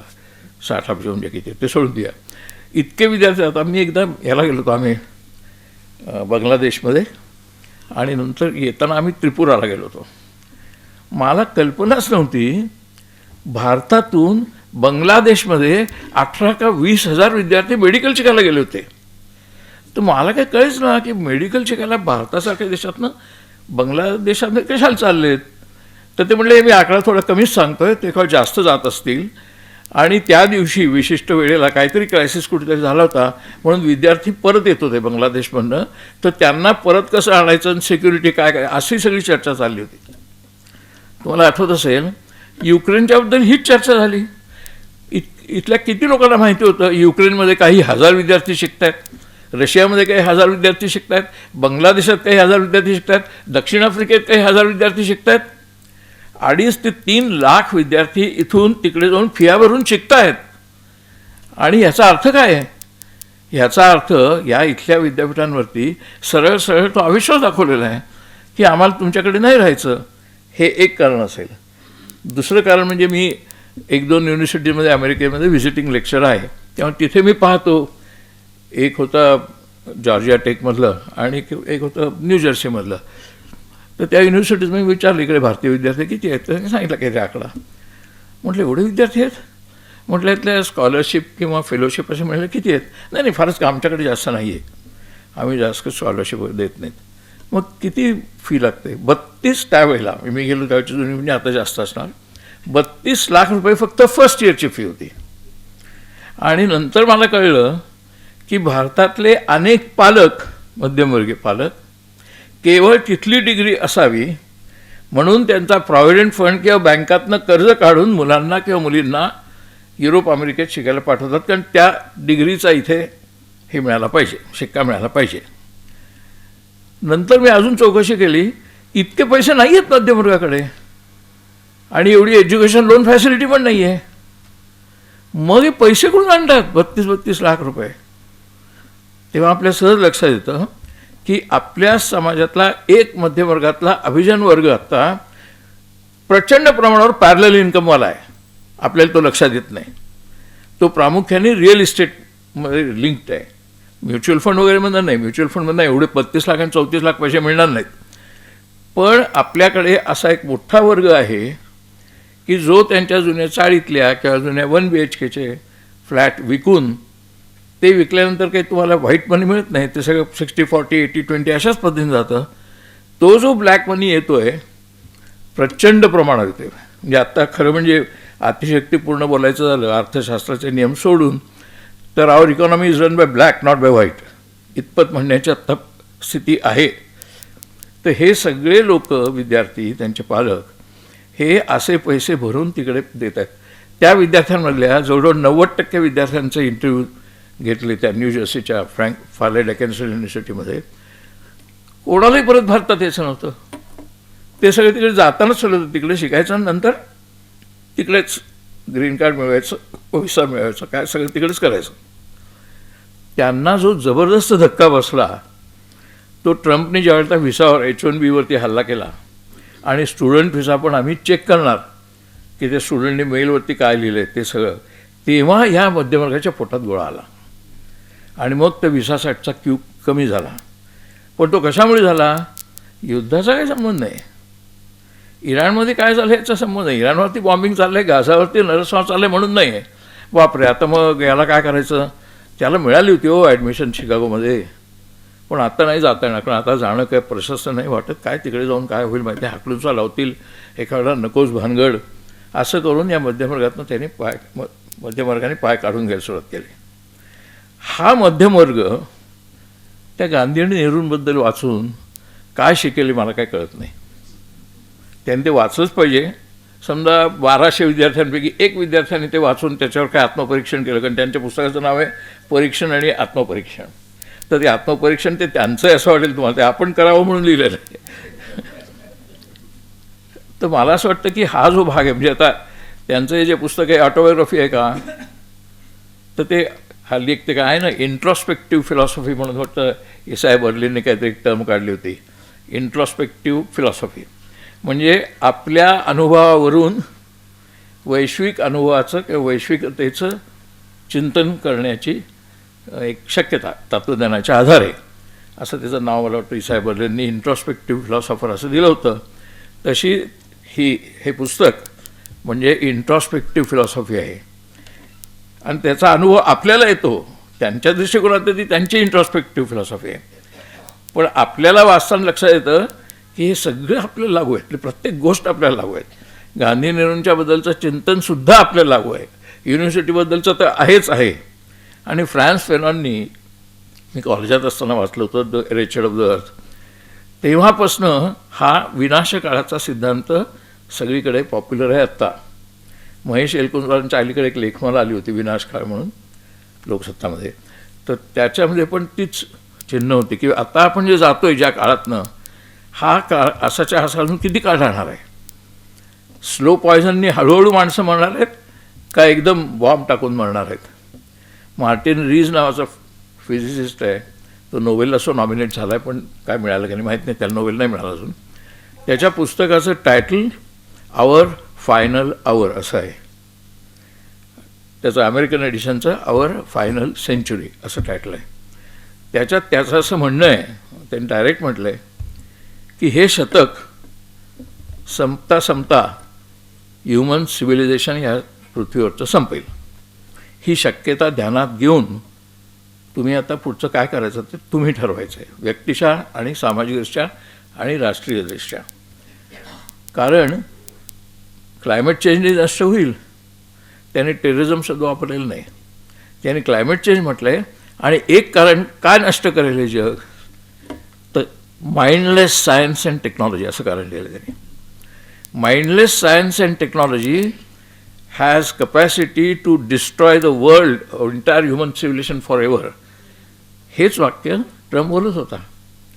आता इराणला जी 4000 वर्षापेक्षा जास्त लॉंग रिलेशनशिप आहे भारताची आणि त्यांच्याकडे संस्कृती आहे, त्याचं जो विधान आहे, जाहीर भाषण आपण सगळ्यांनी ऐकलं आहे की within few hours Iran will be destroyed. Iranian, त्याचा शब्द आहे Iranian civilization will be destroyed, असं तो बोलतो. आपण सगळं ऐकतो आणि मॅगी नूडल खाऊन इग्नोर करतो. त्यामुळे आपलं डिसेन्सिटायझेशन जे झालेलं आहे ते फक्त आपलं नाही आहे, ते जागतिक पातळीवरती मोठ्या प्रमाणावरती, विशेषतः जो वर्ग सधन किंवा इव्हन सुस्थित आहे म्हणजे मध्यमवर्ग, त्या सुस्थितांपर्यंत हे डिह्युमनायझेशन झालेलं आहे. आणि असं जर डिह्युमनायझेशन झालेलं असेल तर मग कॅटास्ट्रॉफी इज व्हेरी क्लोज. आपण फक्त त्याच्याबद्दल चिंतन करू शकतो, चिंता करू शकतो, पण आपण प्रत्यक्षात त्यात इंटरव्हेन करू शकत नाही. मग आपण आशा करू शकतो की या नोव्हेंबरमधल्या इलेक्शनमध्ये ट्रम्प हारेल, मग तो इम्पीच होईल. नेतान्याहूमध्ये मेला अशी बातमी पसरल्यावर केवढ्या लोकांना आनंद झाला. मला तर खूपच झाला होता, पण मला खात्री होती की नेतान्याहू असा मरणारा माणूस नाही. जगात 3 अमर माणसं आहेत, एक नेतान्याहू, ट्रम्प आणि तिसरे मोदी. हे 3 माणसं अमर आहेत. त्यामुळे आपल्याला ते कल्पनेतलंच फक्त सुख अनुभवायला लागणार आहे. आणि तोपर्यंत we have to continue with this huge ugly dehumanized societies and dehumanized minds. हा सेन्स मला त्या पुस्तकातून आला. त्यांना तुम्हाला द्यायचा होता की नाही माहीत नाही. मला त्या पुस्तकाच्या आधारे जे आत्मपरीक्षण करायला मिळालं, त्यांचं लेखन इतकं प्रोफाऊंड आहे, इतके ते लेख प्रोफाऊंड आहेत की मी तुम्हाला, त्यांनी का ते मराठीबद्दल असं बोलले मला कळत नाही की त्यांना मराठी येतं की नाही. इतकं उत्तम मराठी आहे की मराठीचे प्राध्यापकसुद्धा इतकं उत्तम लिहिणार नाहीत, मराठीचे लेखकसुद्धा लिहिणार नाहीत. इतकं उत्तम मराठी आहे. त्यातले विचार अतिशय उत्तम आहेत आणि अतिशय प्रोफाऊंड आहेत. लेख जरी मोठे असले, त्यातला एकच लेखांचा तोटा आहे मोठ्या लेखांचा, की एका मोठ्या लेखामध्ये इतके विचार आणि इतके असे मानले न गेलेले इतके सिद्धांत आहेत की आपण तिथे थांबतो. अरे बापरे, हे स्ट्राईक नव्हतं झालं आपल्याला, हा विचारच आपल्याला स्ट्राईक झालेला नव्हता, हे आपल्याला तिथे लक्षात येतं. आणि we take more time than just reading 12 pages. It is not reading 12 pages, it is reading 100 pages in those 12 pages. आणि त्याच्यामुळे आपल्याला एक चिंतनाला स्पर्श करणारं, चिंतनाला प्रवृत्त करणारं असं हे पुस्तक आहे. आणि म्हणून तुम्ही ते सोन्याची धरणी जेव्हा होईल तेव्हा होईल, पण तोपर्यंत तरी आपण तशी आशा नक्की करूया. धन्यवाद.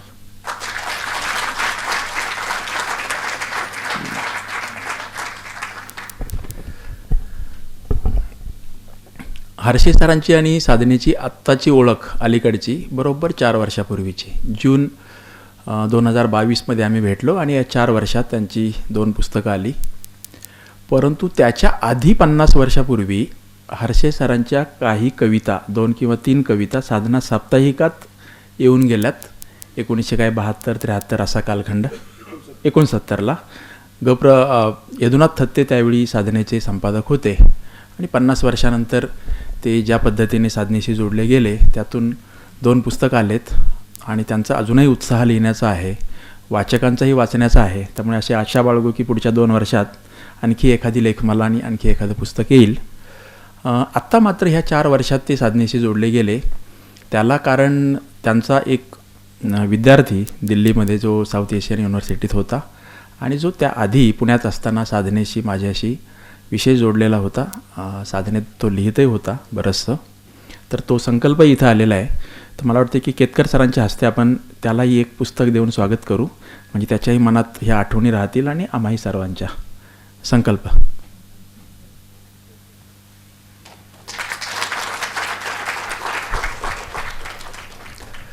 आणि आता आपण न्यायमूर्ती शहा सरांना ऐकू. मला वाटतं की आभार वेगळे परत मानायची गरज नाही. आत्ताच सांगतो की सर्वांचे आभार. त्यांचं भाषण संपलं की कार्यक्रम संपला.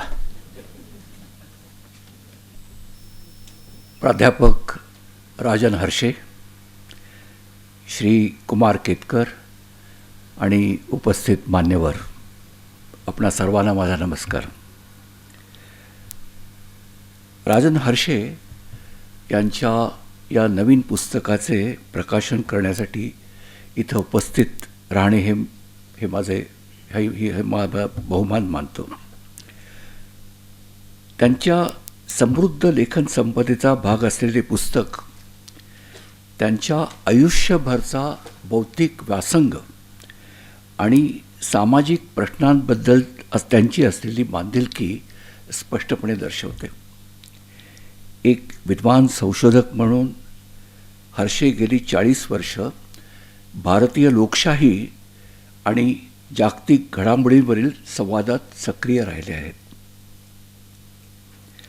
या पुस्तकाचं सोन्याची मग होईल धरणी हे शीर्षक बाबा बोरकर यांच्या कवितेतनं घेतले असून माझ्या म्हणण्याप्रमाणे हे शीर्षक अत्यंत समर्पक आहे. मुळात हर्षे यांच्या वैचारिक मांडणीवर कवितेचा मोठा प्रभाव आहे. मानवी जगणं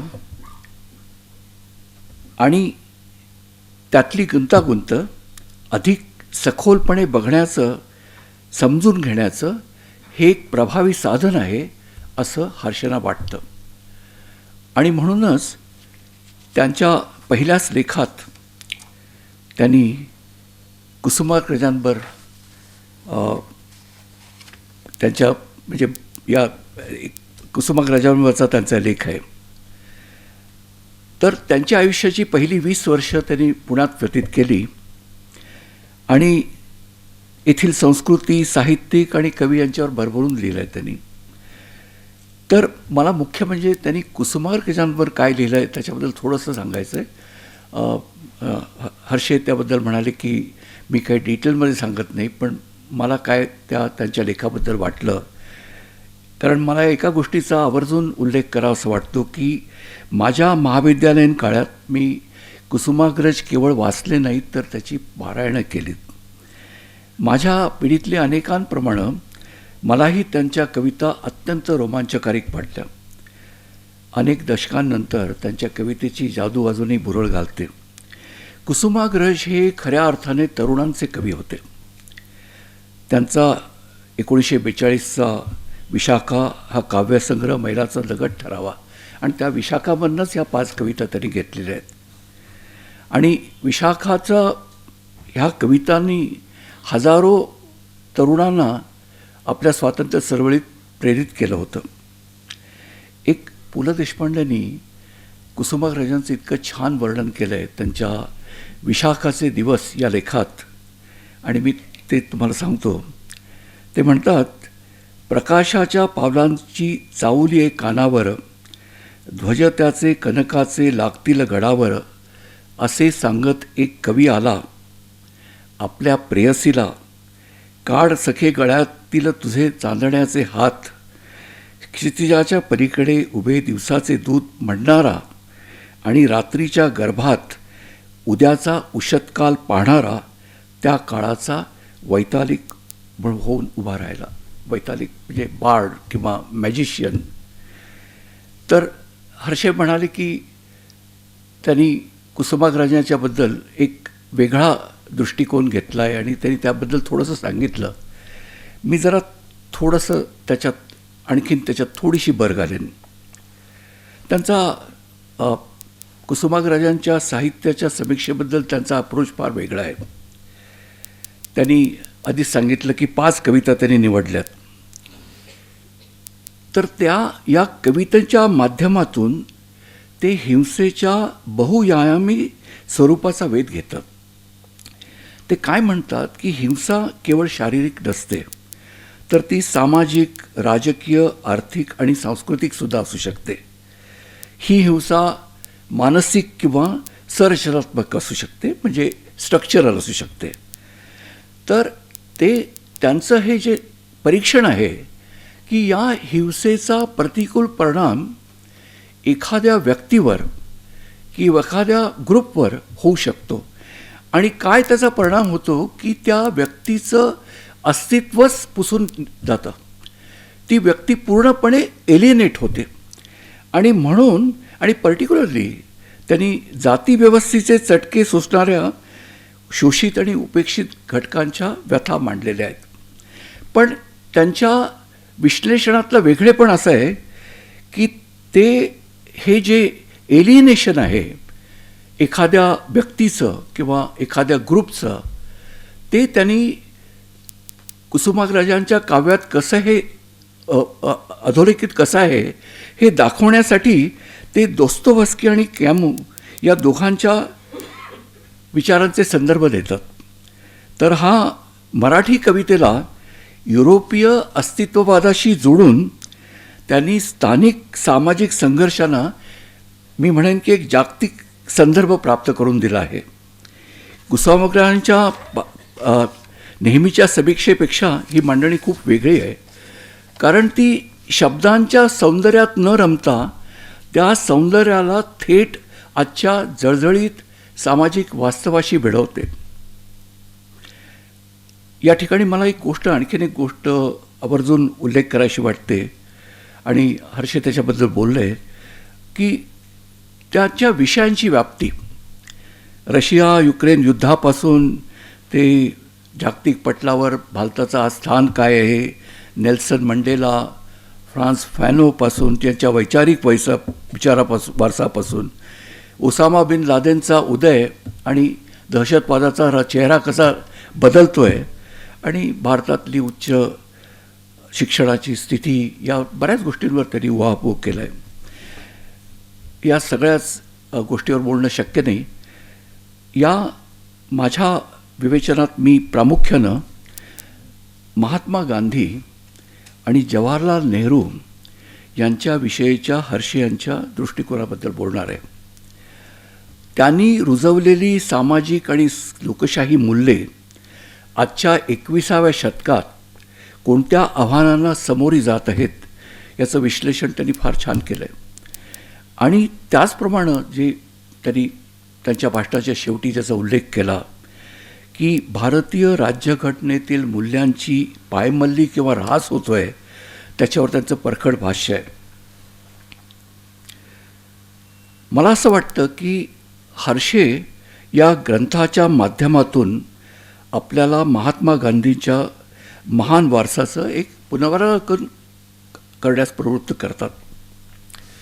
केवळ सत्य आणि अहिंसेच्या बळावर एक व्यक्ती बलाढ्य ब्रिटिश साम्राज्याला आव्हान देऊन 3 दशके लढा कसा काय देऊ शकते, हा जगात अजूनही कुतूहलाचा विषय आहे. हर्षे यांच्या मते त्यांच्या या यशाचं रहस्य त्यांच्या ठाम नैतिक भूमिकेत होतं. त्यांच्या लेखात त्यांनी गांधीजींची दक्षिण आफ्रिकेतली जडणघडण, सत्याग्रहातला तिथला प्रयोग, त्या अनुभवातनं जागतिक विचारधारेला, राजकीय विचारधारेला मिळालेली नवीन चौकट याचं अत्यंत नेमकं विश्लेषण केलं आहे. प्राध्यापक हर्षे यांनी एका गोष्टीची प्रांजळ कबुली दिली आहे, ती म्हणजे तरुण वयात त्यांना गांधीजींचे विचार स्वीकारणं थोडं जड जात होतं. मोठ्या उद्योगांना त्यांचा विरोध होता. त्यांनी संदेश दिला की खेड्याकडे परत जा. त्यामुळं त्यांना असं वाटलं की या आधुनिक प्रवाह जो आहे, जग पुढं जात आहे, त्याच्यात गांधींचे विचार त्यांना विसंगत वाटले. पण आज जेव्हा ते मागं वळून बघतात तेव्हा त्यांना ते गांधीजी हे जगाच्या इतिहासाला कलाटणी देणारे महापुरुष वाटतात. फाळणीनंतर जेव्हा पंजाब, सिंध, बंगाल सांप्रदायिक हिंसेच्या आगीत होरपळून निघत होता, सर्व राजकीय व्यवस्था या हिंसेपुढं हतबल झाली होती, त्यावेळेला ती आग शांत करावी, त्या आगीने होरपळून निघालेल्या निराधार, निष्पाप, निराश्रितांचे अश्रू पुसावेत म्हणून हा वृद्ध महात्मा बाहेर पडला. गांधी हे आजही जगाला पडलेलं एक थक्क करणारं कोड आहे. त्यांच्या विचारांचा प्रभाव हा केवळ भारतापुरता नव्हता. त्यांच्या विचारांनी जगभरातल्या न्यायाच्या लढाईला एक नवीन ऊर्जा दिली. मी तुम्हाला फक्त मार्टिन लुथर किंगनी त्यांना जेव्हा नोबेल प्राईज त्यांनी ॲक्सेप्ट केलं, त्या जे ॲक्सेप्टन्स स्पीच असतं त्यात मार्टिन लुथर किंग गांधींबद्दल काय म्हणाले मी तुमच्यापुढं ठेवतो. ते म्हणाले की अहिंसेच्या साधनावर माझा विश्वास आहे. मला वाटतं भंगलेल्या समाजाचे पुनरुत्थान करण्याचा हाच एकमेव मार्ग आहे. वांशिक अन्यायाच्या समस्येला प्रतिकार करण्यासाठी हे जे साधन स्वीकारले गेले आहे त्याला पूर्वीही यश आलं आहे. मोहनदास करमचंद गांधी यांनी ब्रिटिश साम्राज्याच्या प्रबळ सत्तेविरुद्ध या साधनाचा उत्कृष्ट रीतीने उपयोग केला आणि अनेक शतकांच्या राजकीय वर्चस्वातून व आर्थिक पिळवणुकीतून भारतीय जनतेची मुक्तता केली. गांधींनी फक्त सत्य, आत्मबल, अहिंसा व धैर्य या अस्त्रांचा उपयोग केला. 1964 हे मार्टिन लुथर किंगचं भाषण आहे. आणि या पार्श्वभूमीवर अलीकडंच आपले पंतप्रधान असं म्हणाले की 1982 आलेल्या गांधी या सिनेमामुळं जगाला गांधी समजले. म्हणजे आश्चर्याची गोष्ट आहे ही. तर दुसरा एक महत्त्वाचा भाग जो आपण समजून घेतला पाहिजे की गांधींच्या राजकीय आणि सामाजिक भूमिकेचा पाया हा केवळ व्यापक मानवतावाद होता. गांधींनी देशाला कोणती सगळ्यात मोठी देणगी दिली तर ती म्हणजे आत्मविश्वास. त्यांनी आपल्याला स्वाभिमानानं जगायला शिकवलं. राजकीय पारतंत्र्यात आणि आर्थिक दारिद्र्यात सुद्धा देशाला मानवतेच्या नैतिक अधिष्ठानावर स्वाभिमानाने आणि स्वनिष्ठेने मान ताठ करून उभे राहणे शक्य आहे हे त्यांनी स्वतःच्या उदाहरणानं दाखवलं. गांधींनी एका क्षणार्धात दारिद्र्याच्या न्यूनगंडापासून देशाला मुक्त केलं आणि त्याचं प्रतीक म्हणून आपलं अन्नवस्त्र पुरे अपुरे असेल तसे स्वाभिमानाने वापरायला शिकवलं. दुर्दैवानं त्यांच्या विधानाचा एक फार वेगळा अर्थ काढला गेला. त्यांनी केवळ दारिद्र्याचा स्वीकार करा किंवा प्रगतीपासून दूर राहायला गांधींनी कधीच सांगितलं नव्हतं. ही बऱ्याचशा गांधीवाल्यांचं हे चुकीचं गांधींच्या विचारांचं इंटरप्रिटेशन आहे. त्याच्यात बराचसा भोंगळपणा आहे. तर वि. म. दांडेकरांनी ते फार सुंदर त्यांनी त्याचं स्पष्ट ते एक्सप्लेन केलं आहे की गांधींना काय म्हणायचं होतं. तर ते दांडेकर म्हणतात की गांधींचा उद्देश केवळ गरजा मर्यादित ठेवणे हा नव्हता, तर तुमची आर्थिक स्थिती काहीही असो, जगताना मानवी प्रतिष्ठा आणि स्वाभिमान जपलाच पाहिजे हा त्यांचा मूळ संदेश होता. म्हणजे तुम्हा पारतंत्र्यात आपलं दरिद्री देश होता, तर पुरे अपुरे जे असेल त्याच्यात तुम्ही स्वाभिमानानं राहा असं सांगितलं. पण त्यांनी तुमची प्रगती होऊ नये किंवा तुमची प्रॉस्पेरिटी वाढू नये असं गांधींनी कधीच सांगितलं नव्हतं. तर शेवटी 3 गोष्टी हर्षे सांगतात की गांधींचा रेलेव्हन्स काय आहे आत्ता. तर पहिली गोष्ट म्हणजे आत्ता त्यांनी त्याचा उल्लेख केला की आज कोणालाही आणि विशेषतः आपल्या नेत्यांना धडधडीत असत्य बोलताना कोणताही संकोच वाटत नाही. तर अशा वेळेला सार्वजनिक आचरणात किमान सत्य आणि नैतिकतेचं पुनर्जीवन करणं जरूर आहे. दुसरं म्हणजे आज तर जाती धर्माचं नावाखाली इतकी तेढ निर्माण केली जात आहे, त्यामुळे सलोखा आणि शांतता तुम्हाला जर पाहिजे असेल तर गांधींच्या सूत्रांचं पालन करणं जरूर आहे. आणि शेवटचं फार मला महत्त्वाचं वाटतं की नागरिक म्हणून आज जे होत आहे आपल्या देशामध्ये, आपल्या अधिकाराची गळचेपी होते, लोकशाही संस्थांचा गैरवापर होतो, तर त्यांनी दिलेल्या निर्भयतेच्या मंत्राचा आधार घेऊन आपण अन्यायाविरुद्ध आवाज उठवला पाहिजे. मी जेव्हा बघतो प्रायव्हेट कॉन्व्हर्सेशनमध्ये लोक आपलं गव्हर्मेंटला क्रिटिसाइज करतात किंवा त्यांच्या पॉलिसीज चुकीच्या आहे म्हणतात, पण आणि आपल्या वेगवेगळ्या ज्या इन्स्टिट्यूशन्स आहेत त्याचा कसा मिसयूज केला जातो आहे, व्यक्ती स्वातंत्र्यावर कसं नियंत्रण आणलं जातं, हे सगळं प्रायव्हेट कॉन्व्हर्सेशनमध्ये बोललं जातं. पण ते ते ते तुम्ही या अन्यायाविरुद्ध जनतेनं आवाज उठवणं हे फार महत्त्वाचं आहे. आणि हा गांधींचा संदेश आहे माझ्या दृष्टीने. तर या गांधींच्या नैतिक विचारसरणीकडून हर्षे जवाहरलाल नेहरू यांच्या समाजवादी आणि विज्ञाननिष्ठ अशा दृष्टिकोनाकडे वळतात. दुर्दैवाने गेली काही वर्ष नेहरूंची प्रतिमा अतिशय सातत्याने आणि पद्धतशीरपणे मलिन करण्याचे प्रयत्न सुरू आहेत. खोटी माहिती आणि अतिशय हीन दर्जाच्या वक्तव्यावर नेहरूंना लक्ष करण्याचे हे पद्धतशीर प्रयत्न आहेत. या निमित्ताने मला सांगावं असं वाटतं की हर्षेंचा लेख नेहरूंवरचा हा अतिशय समतोल आहे. ते नेहरूंचं उदात्तीकरण करत नाहीत. त्यांच्या चुका, त्यांची धोरणातील उणीवा ते मान्य करतात. परंतु भारताची लोकशाही व्यवस्था मजबूत करण्यासाठी नेहरूंनी दिलेले अभूतपूर्व योगदान, हे ज्या काही इतिहास बदलू पाहणाऱ्या ज्या आजच्या प्रवृत्ती आहेत, रिव्हिजनिस्ट ज्याला म्हणू, तर त्यांना हे कधीही पुसून टाकता येणार नाही हे ते ठामपणे सांगतात. भारतीय मनावर नेहरूंची किती पकड होती हे समजून घ्यायचं असेल तर लोकांचं त्यांच्यावरचं निरतिशय प्रेम बघायला पाहिजे. भारतीय जनतेने नेहरूंवर जेवढं प्रेम केलं तेवढं आधुनिक काळात कुणावरही केलं नाही.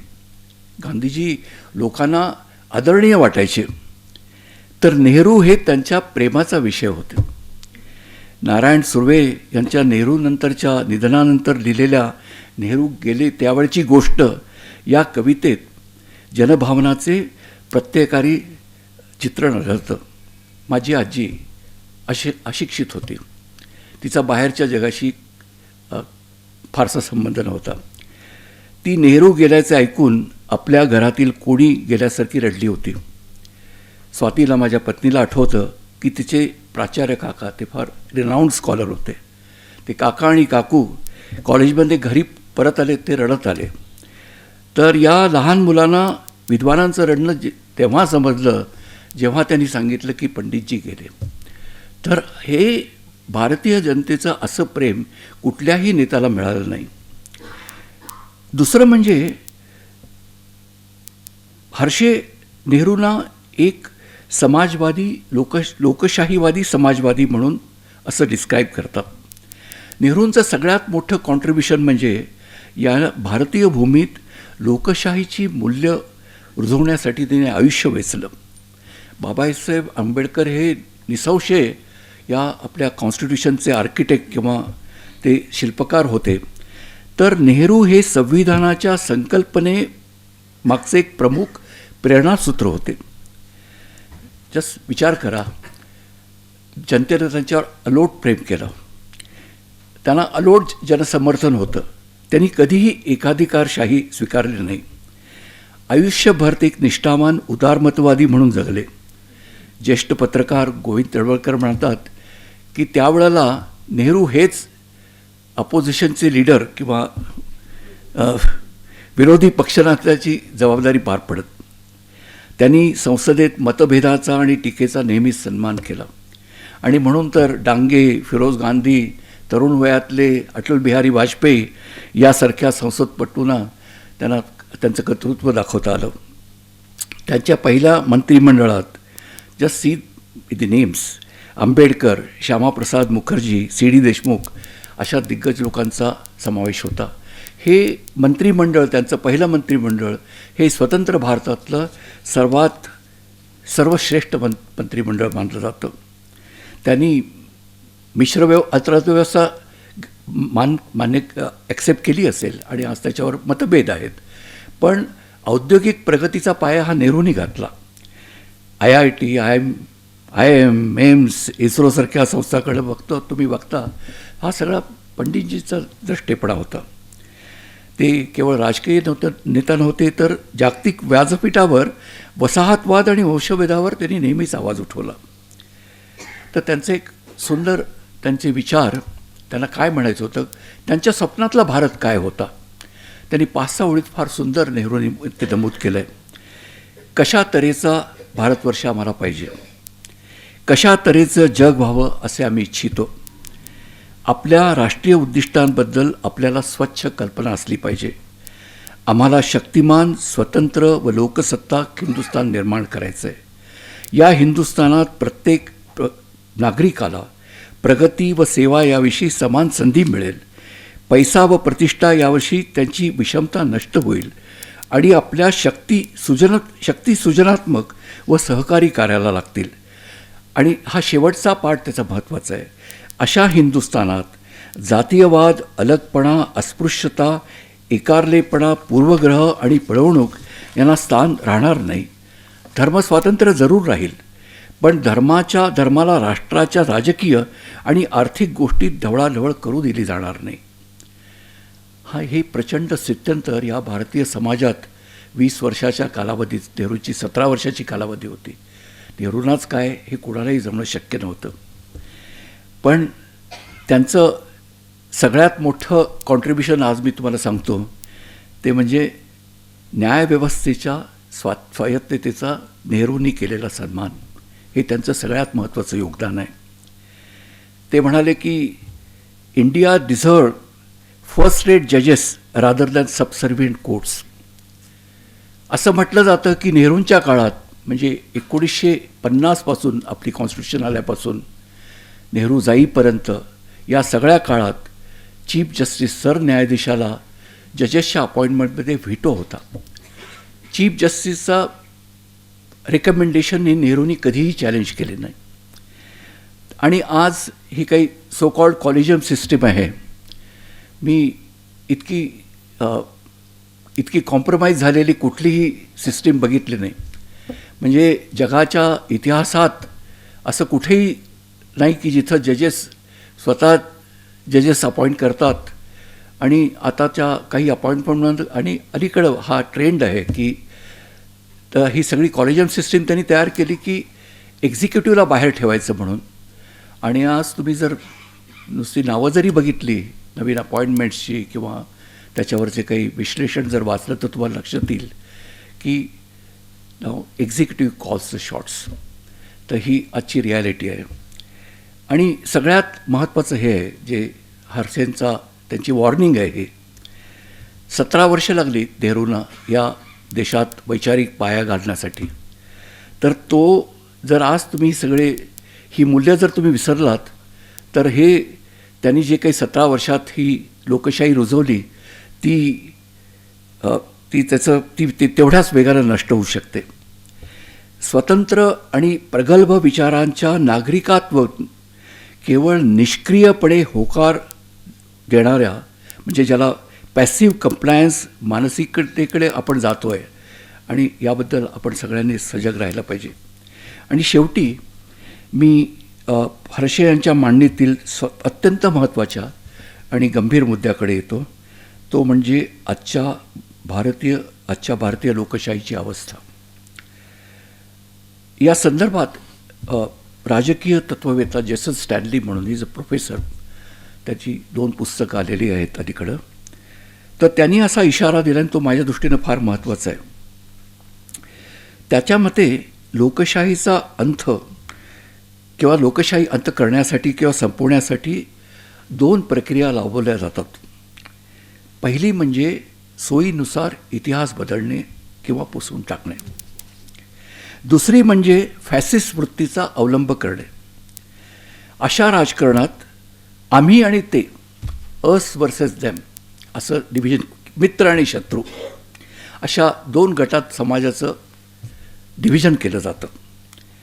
एका विशिष्ट गटाला म्हणजे जो डॉमिनंट ग्रुप आहे त्याला श्रेष्ठत्व देण्यासाठी दुसऱ्या गटाचे नागरी अधिकार संकुचित केले जातात किंवा त्यांना सेमी सिटिझन्स करण्याचा एक प्रयत्न असतो.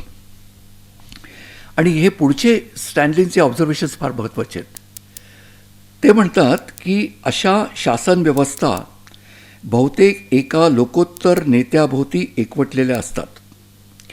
केवळ हाच नेता राष्ट्राचे रक्षण करू शकतो असं चित्र निर्माण करून त्याला एक प्रकारचे देवत्व किंवा अलौकिकत्व बहाल केले जाते आणि सर्व काही त्याच्या भोवतीच फिरू लागते.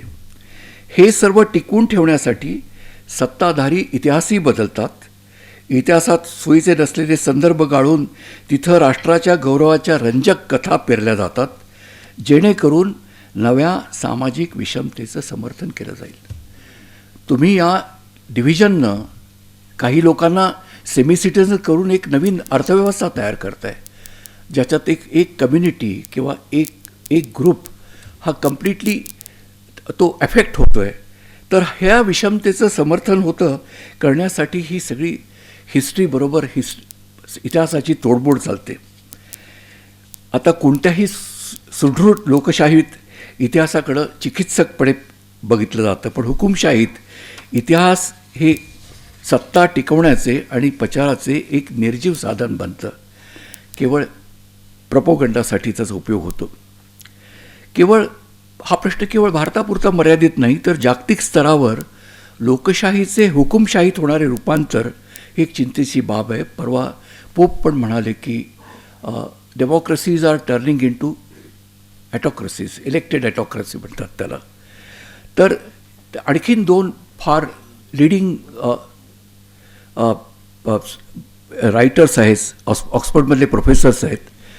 तर स्टीव्हन लेविट्स्की आणि डॅनियल झेब्लॅट, तर ते काय म्हणतात की आता लोकशाही संपवायला मिलिटरी कू किंवा लष्करी उठावाची काही जरूर नसते. तर हा जो इलेक्टेड ॲटोक्रॅट असतो तो इलेक्शनमध्ये निवडून येतो आणि मग एक एक ज्या संस्था असतात लोकशाही टिकवणाऱ्या, लोकशाही इन्फोर्स करण्यासाठी, त्या प्रत्येक संस्थेला वीक करत जातात. आणि म्हणून त्यांनी म्हटलं आहे की how very institutions of democracy are use to kill democracy. तर हे जे आज होतं आहे त्याच्यातल्या काही थोड्या गोष्टी मी तुम्हाला सांगतो. एक म्हणजे आपली जे फेडरलिझम आहे, संघराज्य पद्धत, ती संकल्पना जाणीवपूर्वक नष्ट केली जाते. राज्यपालास तुम्ही राज्यपालाचा रोल बघाल तर जे काही विरोधी सरकारं असतील त्यांना त्यांच्या विरुद्ध कंटिन्युअस काहीतरी करण्यासाठी, त्याचा एफेक्ट होण्यासाठी एक राजकीय साधन म्हणून राज्यपालाचा उपयोग होतो.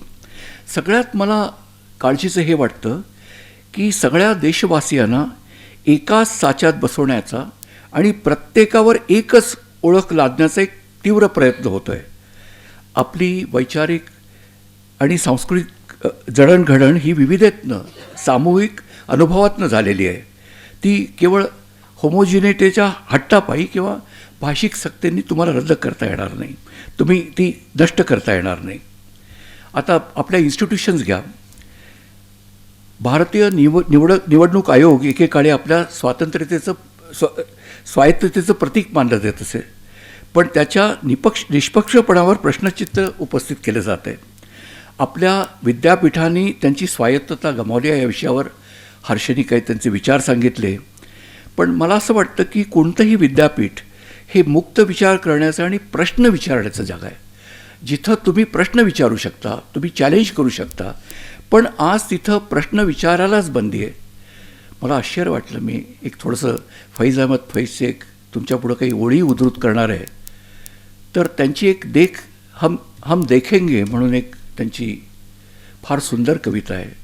आणि जेव्हा मुशर्रफच्या विरुद्ध आंदोलन केलं गेलं आणि त्यात वकील मुख्यतः होते, सगळ्या वकील एकत्र आले आणि त्या हायकोर्टाच्या फुटपाथावर रस्त्यावर सगळे हे हम देखेंगे हे गाणं म्हणायचे. आणि जेव्हा कानपूर युनिव्हर्सिटीमध्ये विद्यार्थ्यांनी एका संमेलनात हे गाणं गायलं तर त्या सगळ्या ऑर्गनायझर जे विद्यार्थी होते त्यांच्याविरुद्ध डिसिप्लिनरी ॲक्शन घेतली. ही हम देखेंगे ही एका क्रांतिकारी कविता आहे. तर हे आज आपल्या विद्यापीठांची ही स्थिती आहे. तर काय झालं आहे की विद्यार्थ्यांना हे त्यांना त्यांना स्वातंत्र्य दिलं पाहिजे की सत्य आणि असत्य कसं हुडकायचं हे त्यांना शोधण्याची त्यांना दृष्टी द्यायला पाहिजे. पण त्याच्याऐवजी आज विद्यापीठं सत्य काय आहे आणि कशावर विश्वास ठेवायचा हे शिकवतात. आणि मग जर असं असेल, आपली विद्यापीठं जर अशा रीतीनं कंट्रोल केली जातील तर मी म्हणेन की आपलं लोकशाही खऱ्या अर्थाने संकटात आहे. तर आज इन्व्हेस्टिगेटिंग आपल्या ज्या एजन्सीज आहेत त्याचा किती गैरवापर होत आहे. आज आपलं मीडिया म्हणजे कुठलंही इन्व्हेस्टिगेटिव्ह जर्नलिझम तर सोडूनच द्या, याची जागा प्रोपोगंडाने घेतली आहे. त्यामुळं आणि पुन्हा डीप फेक, त्याच्यामुळं ती माहिती पसरवली जाते. प्रश्न असा आहे की एखाद्या गोंधळलेल्या सामान्य माणसानं सरकारला जाब कसा विचारायचा अशा परिस्थितीत, की आज मीडिया कॉम्प्रोमाइज्ड आहे. तुमच्या सगळ्या इन्स्टिट्यूशन्स ज्या आहेत, ज्या अकाउंटेबिलिटी इन्स्टिट्यूशन्स आहेत त्या सगळ्या कॉम्प्रोमाइज्ड आहेत. तर यासाठी आपल्याला निर्भीड अशी, प्रामाणिक आणि निर्भीड अशी सिव्हिल सोसायटी पाहिजे. आणि दुसरं म्हणजे आपल्याला इन्व्हेस्टिगेटिंग जर्नलिस्ट पाहिजेत. तर निर्भीडपणे बोलण्यासाठी आज सिव्हिल सोसायटीनं तिचा आवाज उठवला पाहिजे. लोकशाही एकदा मिळाली की कायमची टिकणारी नसते आणि तिचं जतन आणि संवर्धन करण्यासाठी प्रयत्नशील राहावं लागतं. तर तेव्हा या बॅकग्राऊंडवर की हे चॅलेंज करता आलं पाहिजे आपल्याला. त्या फैज अहमद फैजचं बोल म्हणजे स्पीक अशी त्यांची जी कविता आहे त्याचं हे इंग्लिश भाषांतरातल्या काही ओळी मी तुमच्यापुढे उद्धृत करतो.